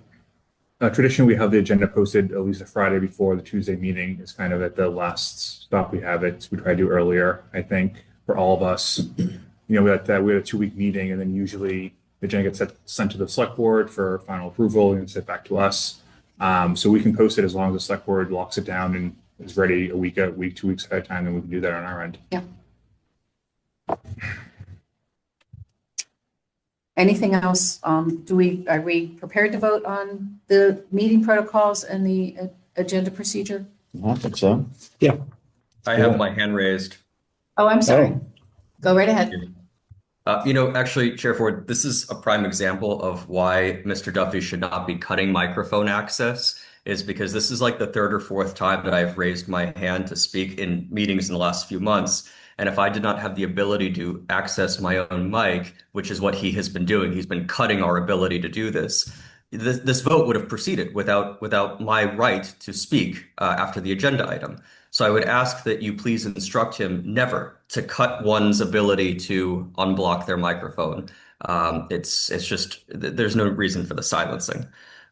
With that said, I would like to just echo what Ms. Travers had said about last minute agenda items. That's exactly how we've been feeling.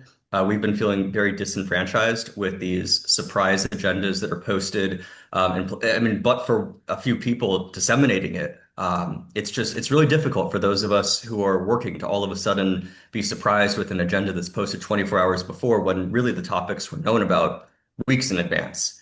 The other thing that I would like to mention is that there's really no effort by the town to disseminate these last minute agendas either. I mean, we get these braggadocious emails from Mr. Duffy about all the great things he's doing and all the, trusts that he's been able to access in order to have all these grants coming through. I know, pat him on the back, but he doesn't actually take the time to actually use those email outlets to disseminate useful information that does not, help his ego. So the other thing that I wanted to mention, I didn't hear that this was addressed. Maybe I missed it. Did the select board address comments, response to citizen comments after comments session? Was that addressed? Because if so, I'll just go back in the meeting recording and listen to it. I believe we did. You did? All right, thank you. I stepped away for a few minutes. I had a work issue I had to deal with. Thank you. And yeah, it was great when we had a listserv and we're able to post the agenda there. Right now, we have to rely on the town website, and I think even Front Porch Forum limits how many times the town can. They do, yeah. And we had some people out the last 2 weeks, so we were short-staffed on things, so we're trying to do the best we could. Okay. Is there a motion regarding, we'll start with the select board meeting process. I'll make a motion. I'll second. All those in favor? Aye. Aye. Aye.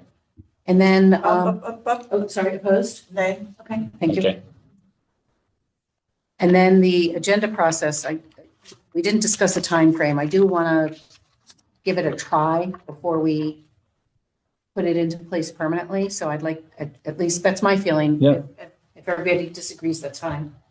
To implement it and review it in 3 months. Okay. Is that your motion? That's my motion. Yes. Okay. I'll second it. I'm just looking at is that this item? No, here? I'm sorry. This is going back one. This is the request for an agenda item It's a process. document from. Remember the form? Yeah, I do remember that. I'm just wondering, since it wasn't warned as a vote, should we just push that to the next one, or can we vote on it? I mean, we could accept any form of people sending an agenda item in the meantime, but we just don't. I think that's fair because it wasn't in the It packet. wasn't in the packet. It wasn't Yeah. warned, so I'd rather not. Okay. vote That's on it. fair. We'll table that to the next meeting. Okay.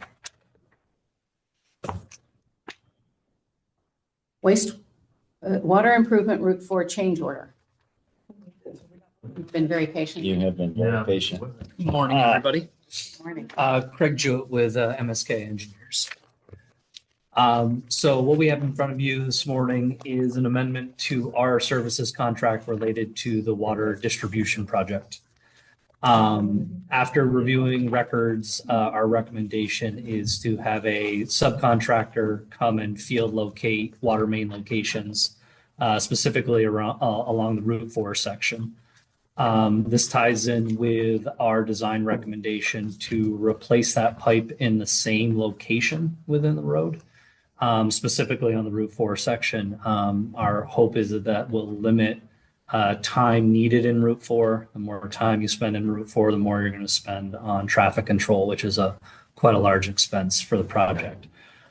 So the intent would be is to construct the Cox District Road portion first, tie that into the system, and then utilize that to set up temporary water along this section of the water system, which would allow the contractor to move a little bit more quickly in removing the existing main and replacing the new larger main in the same general horizontal location in the road.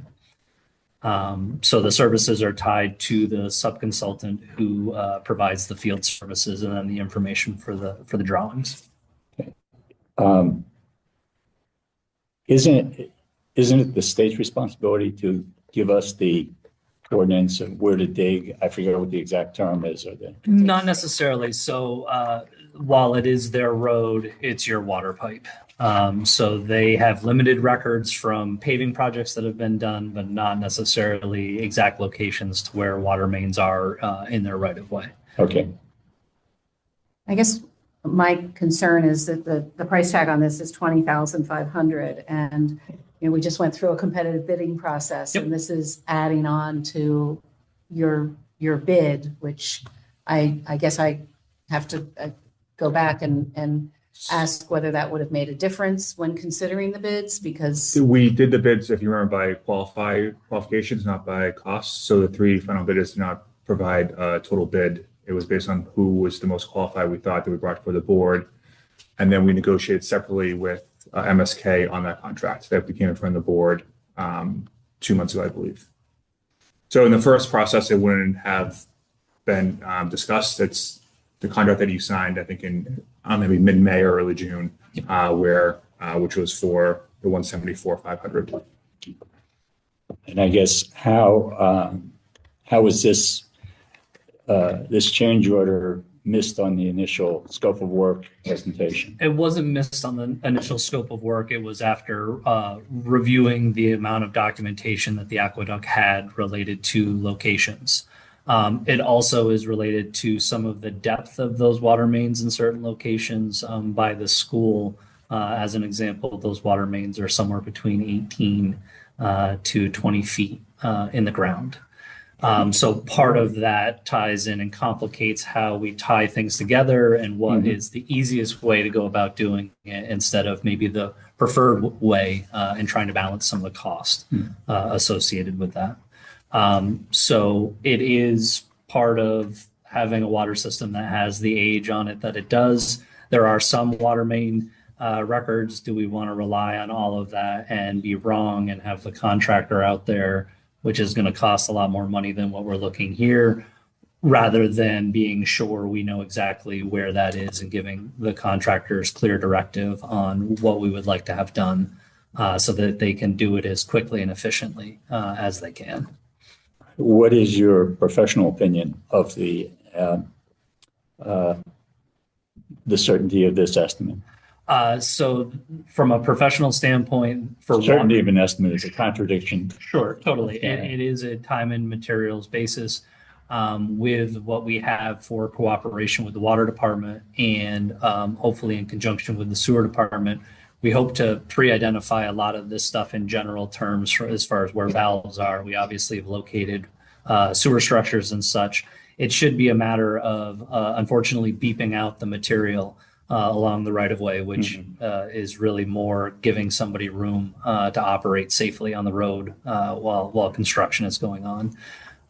So I'm certain that gets us within a bucket's width of a contractor installing that, which is certainly much closer than where I think we would be relying on the information that we have available to us at the moment.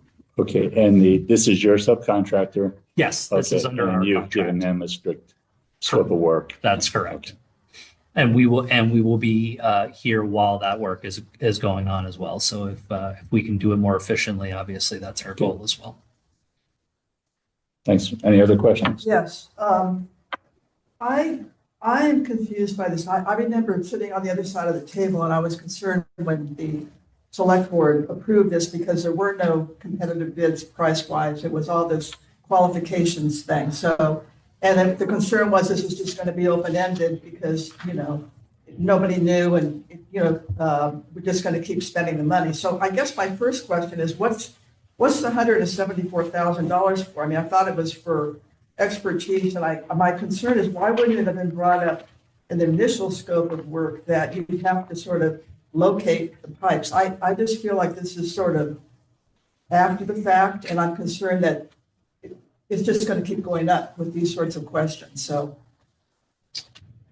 I guess I can answer the question best by saying change orders do happen. Obviously, don't like to come to you right after we've signed the contract, but this is our recommendation in the best interest of keeping the project as cost affordable as it can be for you. I do see this as obviously spending money you weren't planning on spending, but I do see it as a means of controlling costs on the back end where dollars and cents get much larger, much faster. As far as we can proceed forward under our contract and provide the product that is currently contracted for, I think it will be a lesser of a product relying on information that I would prefer not to. And we can caveat that in a certain way with bidders, but that will mean bidders are taking on some risk knowing what information that they're relying on as far as constructing work. The traffic.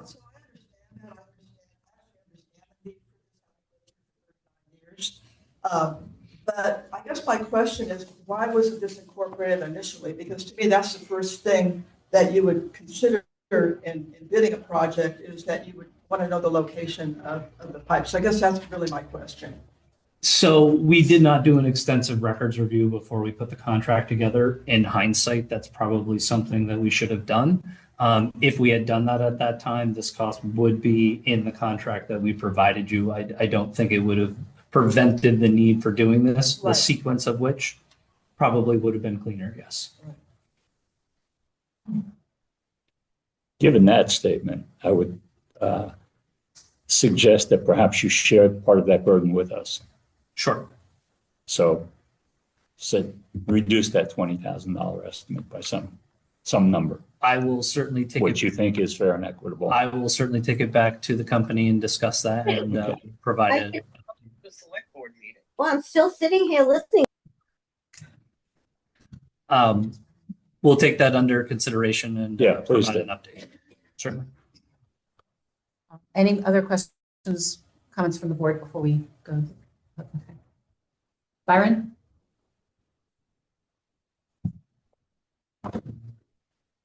Byron Kelly, Woodstock. I don't really have a comment on what was discussed here other than a concern of something that was presented. I understand everything up to Cox District and hooking into the current pipe. My recollection from all of those studies that you had during the aqueduct vote was, we're not sure of the worthiness of providing water on the pipe because some of it's so aged. If the new pipe increases water pressure, just for someone to consider, could that cause the unknown pipe to blow and lose all water to Woodstock Village? That's my only concern, is you're hooking new pipe into old pipe, and then you've got 2-mile radius. 100% correct. So the report, when it was issued, that was one of the concerns that was raised, and it was identified that other pipe replacement will be necessary on the water system. This project is specifically designed to increase pressure specifically during fire flows. it does not have, it does not solve the problem without potentially creating other problems. It will increase the velocity of the water in the system, which will tend to lead to potential of water main breaks. There will parts of the system will see piping pressure increases that will need to be monitored and discussed as we tie on to this system. It is a concern. Unfortunately, you have to solve one problem at a time and can't wave a magic wand and solve it all at once. So it is a concern. It's been raised as a concern. There are certain ways that we can mitigate it initially with education and making sure people are aware of seeing that and being on the lookout for that. The water system will also have to monitor other locations to make sure that they are not seeing water main leaks or with pressure increases where they have seen leaks in the past. It will be a diligence sort of discussion when it first comes on. That being said, it's necessary and one of the only means in which we can address the hydraulic issue related to fire flow conditions. So I think it's been suggested that we put this to the next meeting and that You revisit the estimate with a sense of sharing. Understood. Thank you. Thank you for your time. I just want to make sure that that's the Yeah. everybody is feeling. And just so everybody's next- aware, is a delay on that because the next meeting we have scheduled is the 27th, but do we see that causing issues and delays? It's certainly from a scheduling standpoint for them, it will delay them as far as when they can get started on that work. If we can be back here by the 27th, I would say it's a 3-week delay in when they could get started, but I haven't had that conversation with them specifically. It may be a little bit longer. I haven't had that conversation with them to know either way. Okay. Peter Shoemaker had a comment. Oh, looks like Gail is still up then. Yeah, we got it. So Okay, His hand is up. okay. I got it. So this, when this first bid came out, I was quite shocked at how it was awarded based on qualifications. So I guess the qualifications meant that you figured they were going to write a nice bid that was accurate and would, design the whole project for us. And now they come back for, the top of my head, 12, 13% increase over the bid. I think that's kind of a little professionalism on their side as well as a company. And I think Mr. Sweeney's correct in having split the cost of this. And I would say, I think it needs to be split with them pretty significantly. It's your company that you stand behind it. You have to design a design for us that allows you to then keep going out and getting other projects as well too. But that's just my thoughts on it. Thank you. Thank you, Peter. Anything further? Okay. Thank you. Okay, thanks, Craig. With the board's permission, I would like to move under discussion. I would like to move the water rate discussion to now. We've had Robert and John Spector have been. Sorry, Chair, if I could, we still have the greater conversation vote. Oh, I'm actually? sorry. Yeah. Okay, we'll do the town grader and then is everyone okay if we move water rate up in the discussions just because they've been patiently sitting here? Sure. Okay. So last week, our one grader we have broke down, had to be towed off the road. We spent the last few days looking at options, looking at if there was a new grader we could purchase. There's nothing that we can get within the next 2 to 3 years. If there's a grader we could rent, there's nothing we can find available. So the current solution we have right now is to buy a new engine for the grader that will cost approximately $75,000. There is $84,232.34 allocated in capital reserves for a grader. The original intent of that was to put money away to go towards a new grader in the next few years. However, with that potential not really being realistic without going for grader for a while, my ask for the board is to allocate that money towards a new engine, which we believe will give us at least 2 more years, if not more, with the current grader. What does a new grader cost? I believe we looked at about $600,000 to $700,000. Wow. And we wouldn't have that anytime soon. Yeah. And you can't lease them. Okay. We've looked, so I guess I would ask for a motion that to give authority to spend this if we can't find another option to reallocate money. We're looking at all the options right now, but the grader has been off the road for the last 3-4 days, and that's the only one we have. Questions or comments from the board? What was it for the engine cost? 75. The first estimate was 35,000. We're going to look at see if there's other options, cheaper options, but that's what we got yesterday. So I guess my ask would be up to the 84 if we need to. Hopefully we'd have something cheaper. Are there other towns that we can borrow or share a grader with? We haven't reached out to them. We can in the meantime. We have in the past shared some small equipment with, I believe, Pomfret and Bridgewater. My assumption is they probably have one grader that they're probably using continuously as well. But we can ask the question. I move to approve up to 84,000 in capital reserves for a new engine for the grader or alternative cheaper options. Is there a second? I'll second. All those in favor? Aye. Okay, thank you. Thank you. Okay, moving on to discussion. Everyone's okay with moving the water rates to number one? Yes. Perfect. And we asked, the finance committee had in the past done a lot of work on a new kind of structure of how we do the water rates. So we did ask John Spector to be here as well, so that we can start this discussion. So we're just discussing like how I got to the rate. Is that? No, it's more so I think the board has discussed the desire to revisit or update the water card, because currently we're kind of just copying what the Aqueduct had. The finance committee did a lot of work over the last year at looking at different options. This is kind of, I guess, the first conversation of what the board would want to see in those rates. If you want to redirect the finance committee to dig down on one or two options, if you just want them to present what they think is the best option, and kind of get this conversation going. So we assume we'll send a bill out probably November, December next.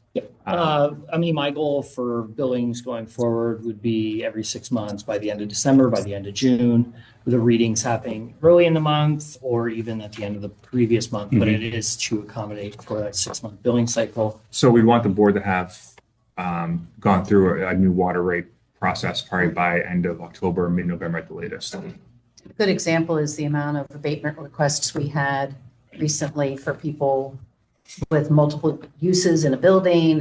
And I think we need to have discussions about those kind of issues and how we want to treat connections and things like that going forward and have it all uniform so that when people come to us, we have policies and things in place. And so when I was creating the rate, I did create like probably 4 or 5 different rates that kind of encompassed multiple areas. I didn't go into some of the items that the finance committee had. I had, they talked at, water conservation, those items. We're not at the point now to really look at that because like my eyes, the first step is to get the users or the meters up to par or up to like where we're not establish a baseline for the current rate. Yeah, exactly. And with us having 80, 90 meters in the system that we are having to leave a card at, like that's going to affect the ability to create like these water rates based off of these other items, because if you're leaving a blue card and they don't get turned in, we're not adding any consumption at that point and we're charging them what a minimum connection fee or minimum usage fee would be. So it's hard to get accurate data based off that information and based off the abatements we've had. I mean, some of that was the issue that we've had is there's been not just us, but years of receiving a card and either the account wasn't updated or we get a card and they didn't give a card to the aqueduct and now all of a sudden they have 40,000 cubic feet of usage in a business because they haven't had a good reading in 5 years. So I took everything into account. I created rates based off just the meters in the system. I created based on connections. I created it based off, do we want to just do one minimum usage per connection or per meter? Do we want to do it off the connection? Like there was, or do we want to just do it off overall usage? And like there is, you know, keeping things the same, updating the rate for connections.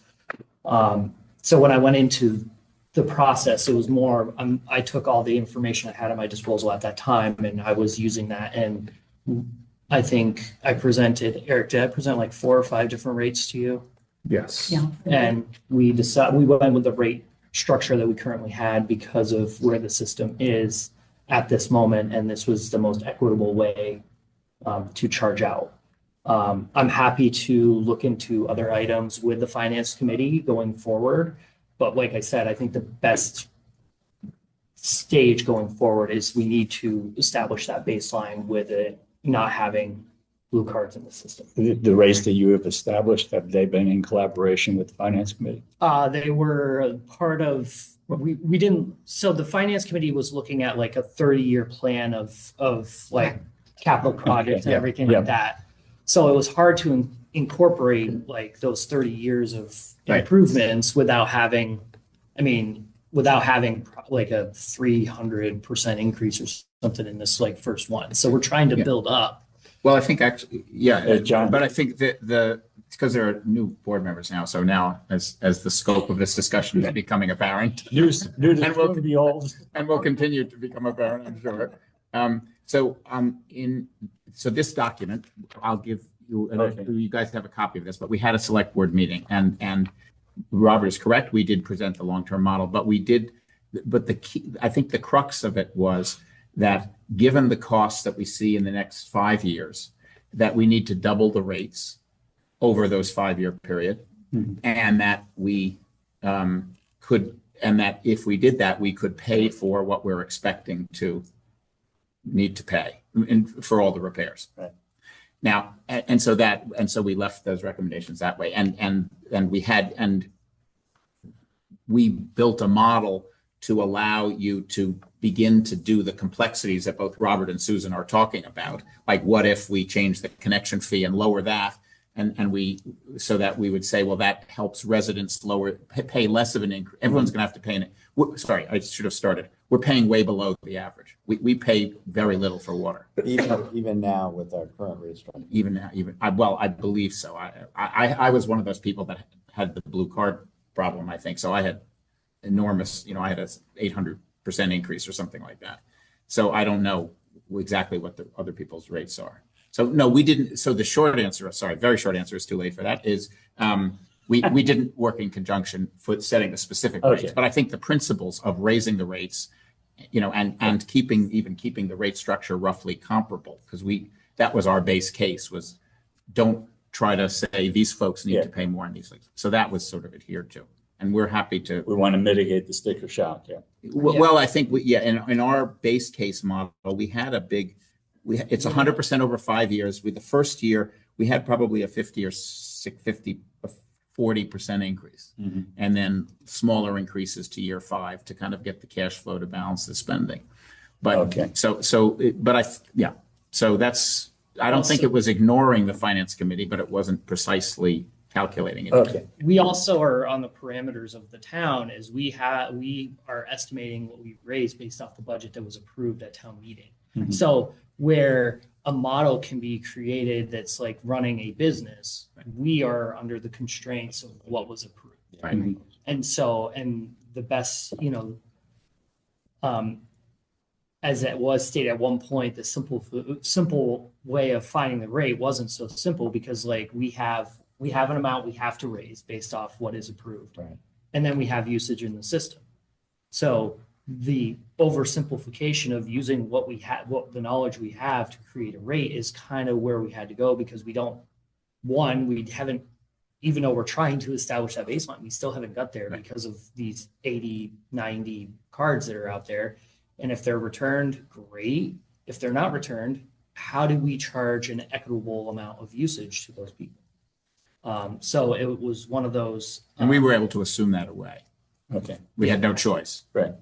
What do you think your increase was this year If you were to compare last year? 50% on the connection fee, and we did have, I believe, it was over 100% increase on the usage rate. So So- that was based on the actual usage in the It was system. done this year. Yeah, that was based on the actual usage in the system versus what we budgeted for what we need, which included the capital project loans that were approved by the voters, the budget that was approved by the voters.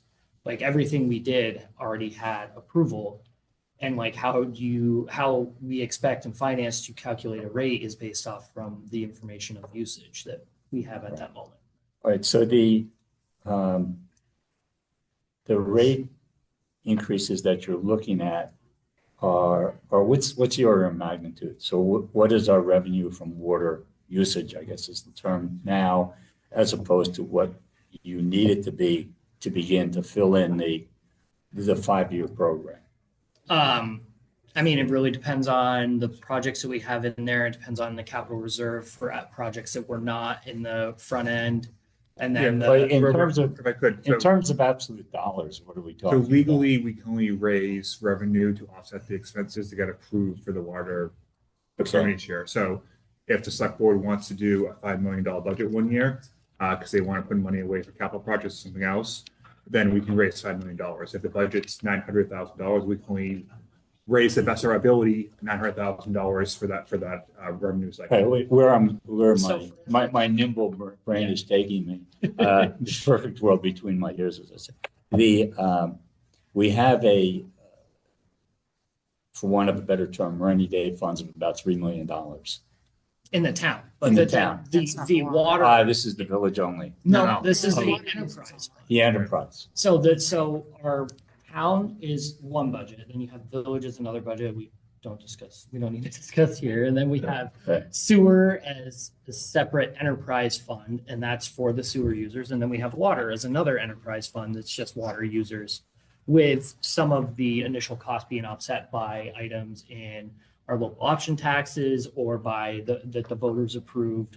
I believe it was pretty much just for them. Okay, I get the point I'm trying to get at, maybe a lousy one, is that can we use some of the discretionary funds that we have to reduce the burden on the users at this point in time? We did. Okay. And that was voted on. That there were some specific percentages.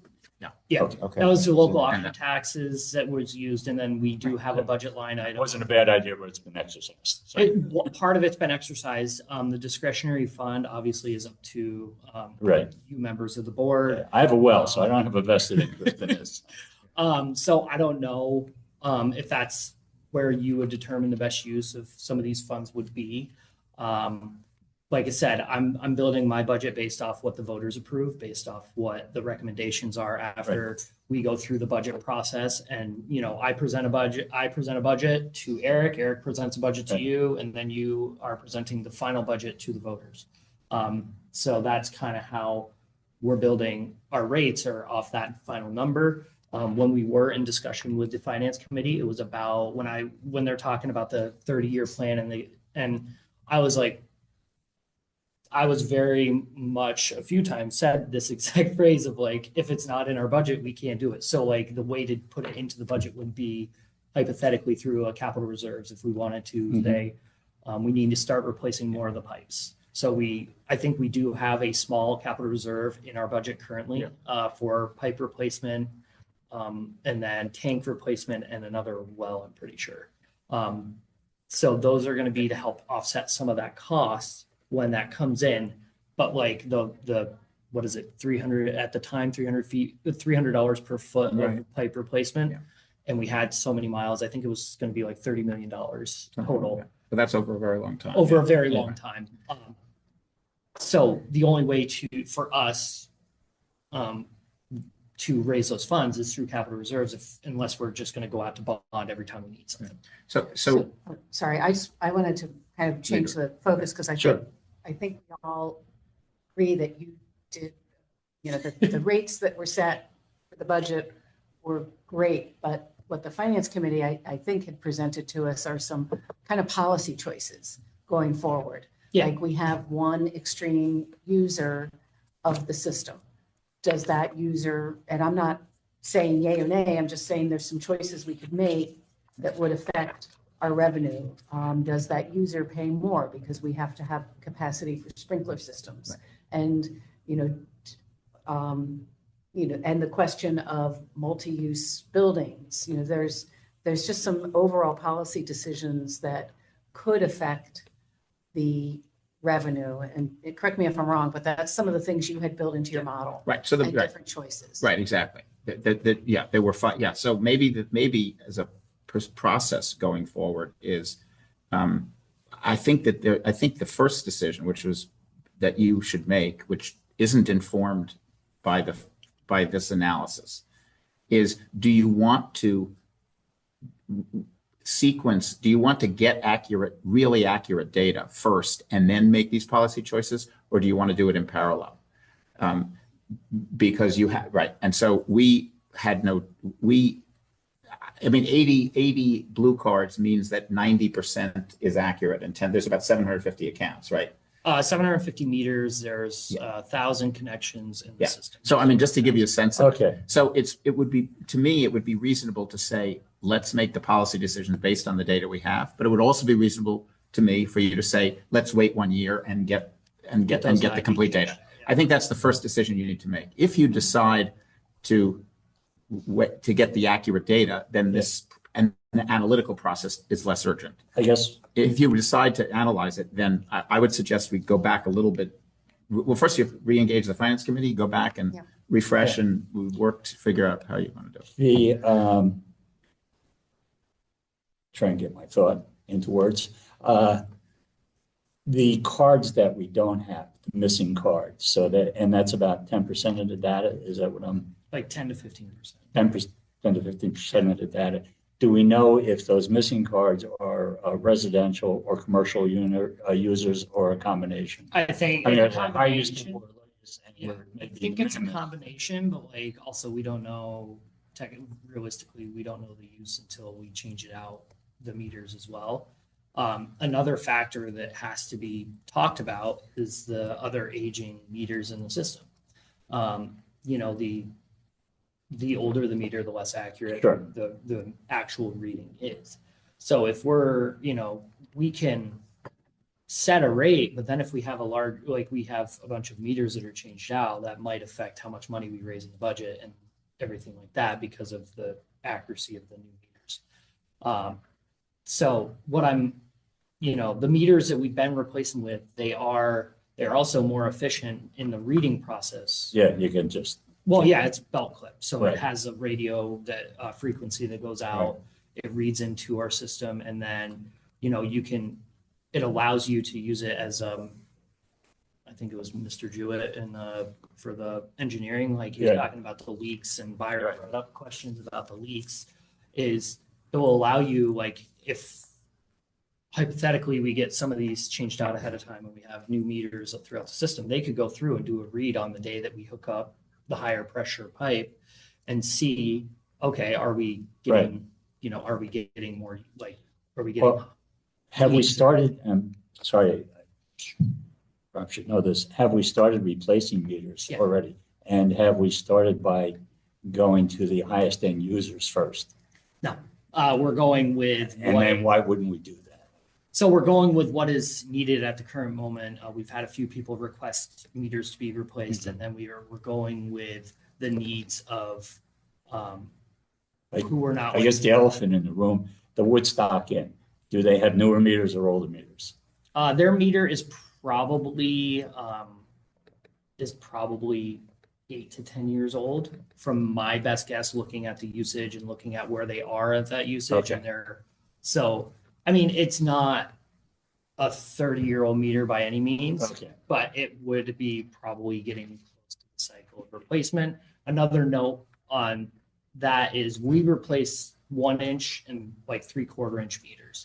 Any meter that's 1.5 inches and above, we are putting that responsibility on the owner of the building because of the cost associated with just the larger meters.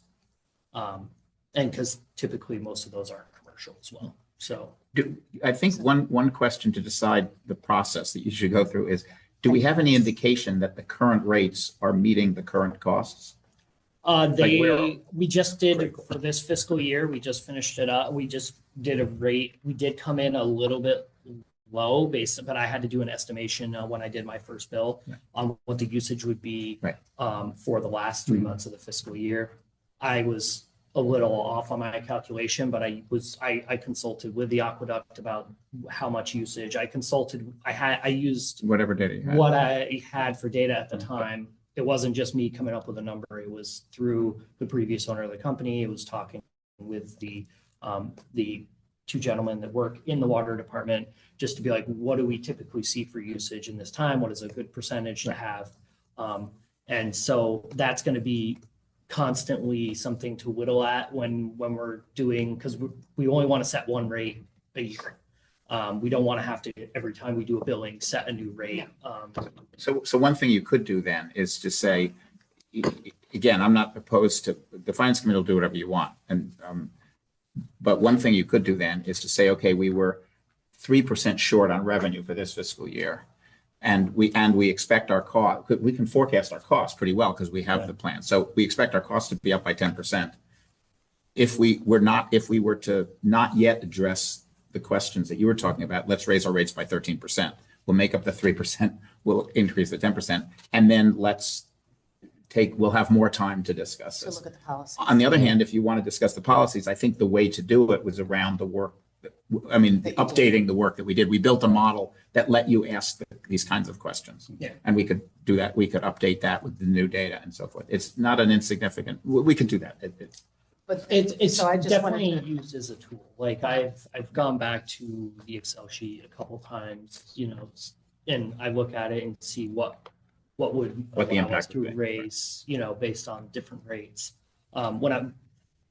For me, it was just the incomplete data that I had at the time that it doesn't take away from the model that was created, but it makes it harder to use as a tool because I don't have everything I need to be able to use it.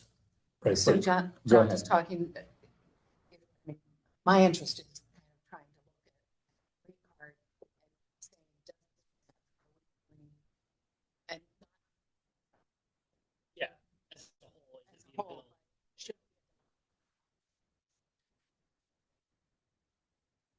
so Robert saying that the bills, it would have to be, in order to do it for the next year, we would have to be making those decisions by Probably by sometime in October, Right, maybe and is that- early November. even viable. I know you don't even have a full committee right now. Is that right? Right, or maybe we do. I don't know. Yeah, but I mean, that's easily solved, I assume. Yeah, well, I think that the town for access. Sorry, let me just give you a yes or no answer. Could we? I think my instinct is it's tight time frame, but that we might be able to do it. We probably could do it. And if I could just take a few days to just talk to Robert and see what the set of the data is in. I mean, the good news is the model is built. Right. There's basically 800 pieces of data, that we need, and you've been maintaining that. So we should be in action. So I think the answer is it should be possible. Because, the model is built. And I should be able to just run Yeah. a simple report out of NIMRIC, our Yeah. billing system. Yes. That And I- works. So yes. And I want to Okay. say that when we put a lot of these discussion items on, we knew that the discussions would continue past the election, and Eric reached out to everybody that was running, and we have several of them in the room, and we have several of them on Zoom, so that we tried to plug in potential future select board members so that they would be aware of these discussions. So I want to get that. And I think one of the key things that, as these abatements came up, was just consistency on policies. The more we identified more uses that maybe that were not clear, so as we can categorize, commercially zoned property with multiple hookups, how are we treating that? How are we consistent, So, that's something I want to do as a project on my own, to, coordinate with planning and zoning or community development and planning, and look at, because some areas it's like, oh, you have an apartment, that means you get charged an extra connection fee, which has been, my understanding was the process of the aqueduct but I don't think they had the access to the data that I have. So I feel Yeah, like we are just using that data, like checking, are we consistent across the board? And Make that's, sure the policies reflect that. and that's a project I'm hoping to have done in this year amongst all the other projects I have going. That's a project I'm hoping, I don't know if it can get in the first billing cycle, but I'm hoping by the second billing cycle, Just at the end of June, I could A have it. thought that maybe tie into that is, have we contacted Tuck or UVM to get student projects working on this? Get some free brains in process. I used to do a lot in business. In the past and they weren't interested. They weren't interested. Right. Also, the timing of the Tuck projects are usually January and February. Yeah, right. And we got a lot of brains. Yeah.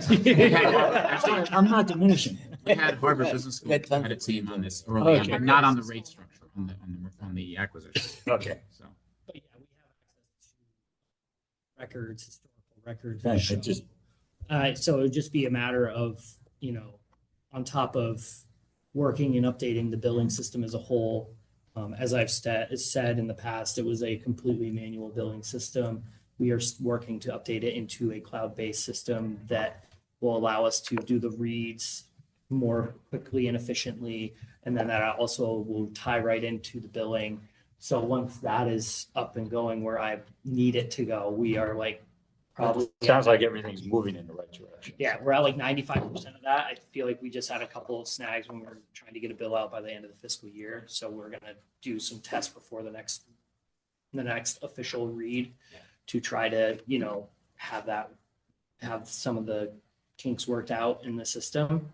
And then from there, moving on to other projects in the system as well, like figuring out the total connections. We have 1,006 in the system right now.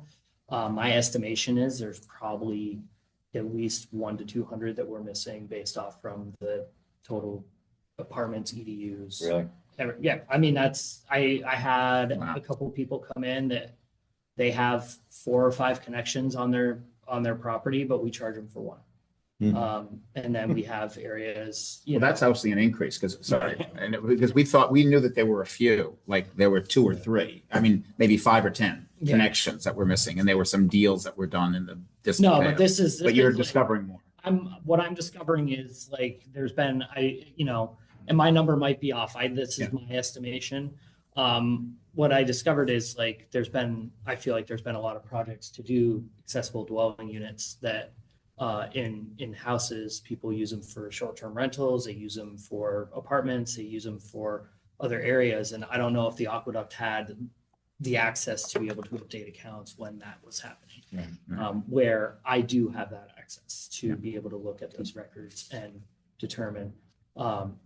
That being said, I might get a couple of angry phone calls if I'm all of a sudden upping rates for that. But I mean, that's something to create equity across the system to make sure everyone is following the same billing system that was established. And then I feel like once we get to a point, then we use the model and we look at the long-term projects and we say, okay, now we're ready to full force go forward and updating rates based off consumption or whatever, the conservation but I feel like getting the system to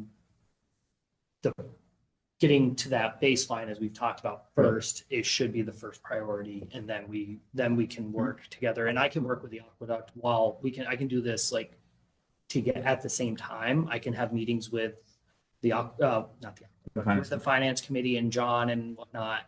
And we can be discussing where I'm at with this side of the project and how it affects this side of the project kind of thing. So I can work on these at the same time. It's just setting it up in my calendar that way. If you guys decide. Yeah, if you guys decide you want to continue to look at the model and use that as a tool, which it is a good tool. It sounds like it's reasonable to continue to refine the model with any model. Yep. The model was built to be a working document. It was built for to be a tool to use towards the future and the projects. And I do intend to use it more so that way as we get further into owning the water Yeah. company. I mean, Yeah. we're like 15 months in. So, Yeah, right. you know, the first step was, Yeah, it's a major it's a shift. major shift. It's a whole new fund that we're doing financials for, building revenue for, building rates for. And so with that comes a lot of like adjustments and readjustments and whatnot to make sure that the software we have is doing what we need it to do in the system itself. So, like I said, it's going to evolve, continue to evolve. So, as I understand, you're looking for a recommendation from us to continue to work with the finance committee to refine the model? I think we're looking for I think, the finance committee to come to us with kind of the issues that we need to, right? The policy issues that we may need to be deciding or Well, recommendations. on that. Can I make a suggestion then? If given the whole discussion, how about if we just re-give you the presentation to refresh your memory and for the ones who weren't here to hear? Sounds good. Because I think that will lay out, it will give some fabric to what Robert is saying. And then I think you decide from that. If we do that at the next meeting. Yep. I think that's. And I'll send you the document in advance. And then given that if we need to do work before the next billing cycle, which is unclear to me, but we could still do it. Okay. So it won't, we're not cutting anything off by waiting till July 27th. And then do that and yeah. And John and I can have conversations at one time about, yeah, I think. because like I can, we we have the budget for what this fiscal year Right. brings. Sorry, I'm working on closing out FY26. Got So it. in my head, I'm Yeah, that's fine. two different. Robert and I will coordinate on that so that if you basically say, go down path A or path B, if part of that involves the finance committee, we'll be ready. Okay. Good. Let us take a look at the, what we haven't seen, or at least what I haven't seen. Right, and I'll send that out. Is that all right? I have haven't- heard. Okay, perfect. All right, thank you. Thanks, guys. You don't. No. Questions? Oh, for me. Right, then I just need. There's a hand up here. Peter? Well, thank you. That was great discussion. And I think to maybe boil Susan's point down a little bit quicker is at some point in time, and I probably will happen with the new select board members for sure, is that you have to decide on, you look at other municipality, other water departments and see what categories they have. And inside those categories, you have to say, do we want to charge a commercial rate? Do we want to charge for sprinklers? Do we want to charge, if you're not connected to the water system with a meter, you do have to pay for the meter. There are all kinds of these things that are part of water departments that are really important to how you're going to generate your revenue and how you're going to spread the burden out onto the users of the water department. So I think that is really, can be done without a data set. It's a matter of, then you will fine tune it when you have the model built to say that we do want to have these different rates and these different policies that raise revenue. And then that you'll build into the model. But it's a matter of deciding on, do we want to do those kind of charges that other water departments do that we presently don't do? Thank you. Thank you, Peter.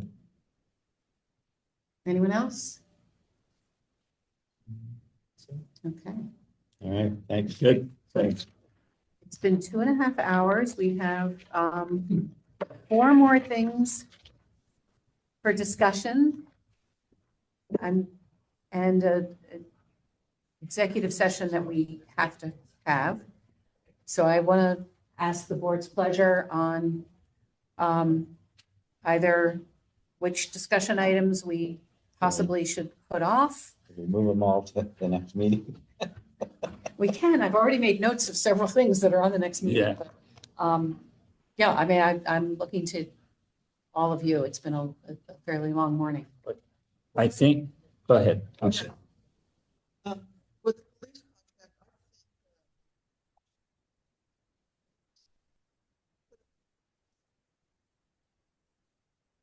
We have lost a lot of the audience. Yeah, and more just to clarify, we're on a 30 days, like a month-to-month situation right now. Yeah, the agreement says the contracts will continue on a month-to-month basis with automatic renewal unless it's formally extended, amended, or terminated in writing. So it's going to go month to month. Okay. Yeah.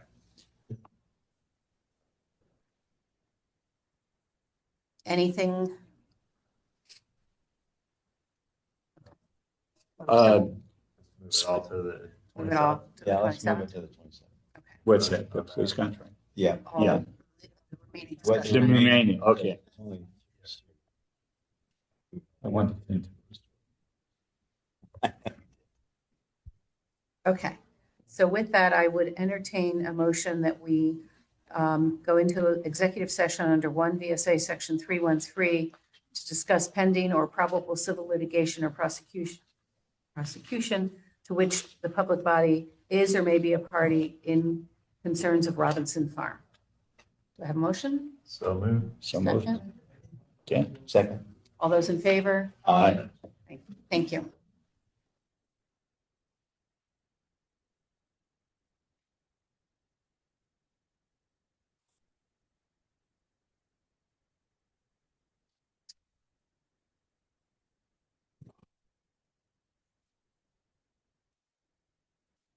Are we back to recording or do we? Yeah, I don't think we never stopped just because of the. Oh, okay. So I'll entertain a motion to exit executive session. So move. Second. All Okay. those in favor? Aye.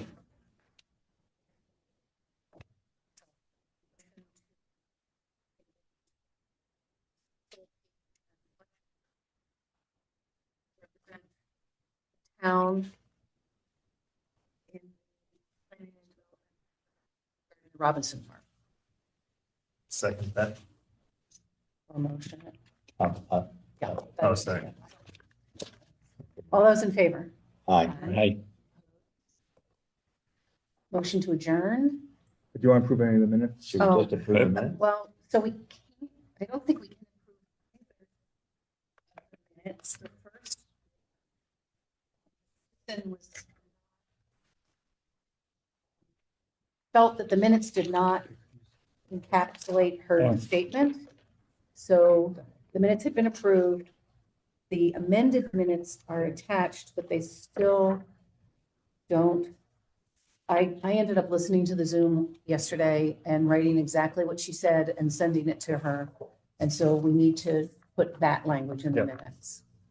So that one's not ready. And then, I guess not, the June 16th minutes are missing a page. Yes. And they were missing the page online as well. So we Okay. can't really approve them because we don't have the entire thing. It was either the 16th or the 25th. I packed all my stuff away. Oh, I didn't look at the 25th. I'm That's sorry. the attendees resume weren't on it. That was my only. And I apologize. I kind of got to the 16th and my eyes closed. Yeah, that was on the 16th. The 16th, yes, that was. Okay. one. At 7. I'll beep it in a second. Yeah.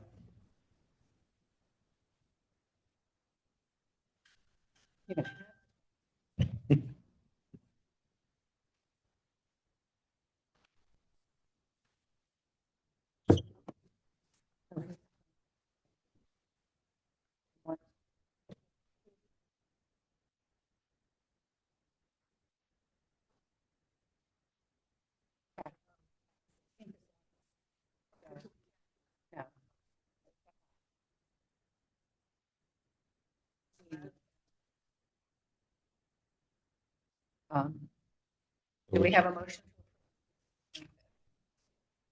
Second? Second. Aye. Aye. So Now, which, and which then one a we did? motion. Oh, the 20. 20.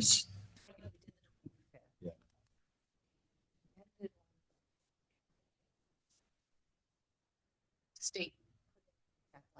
Yep. And then 16.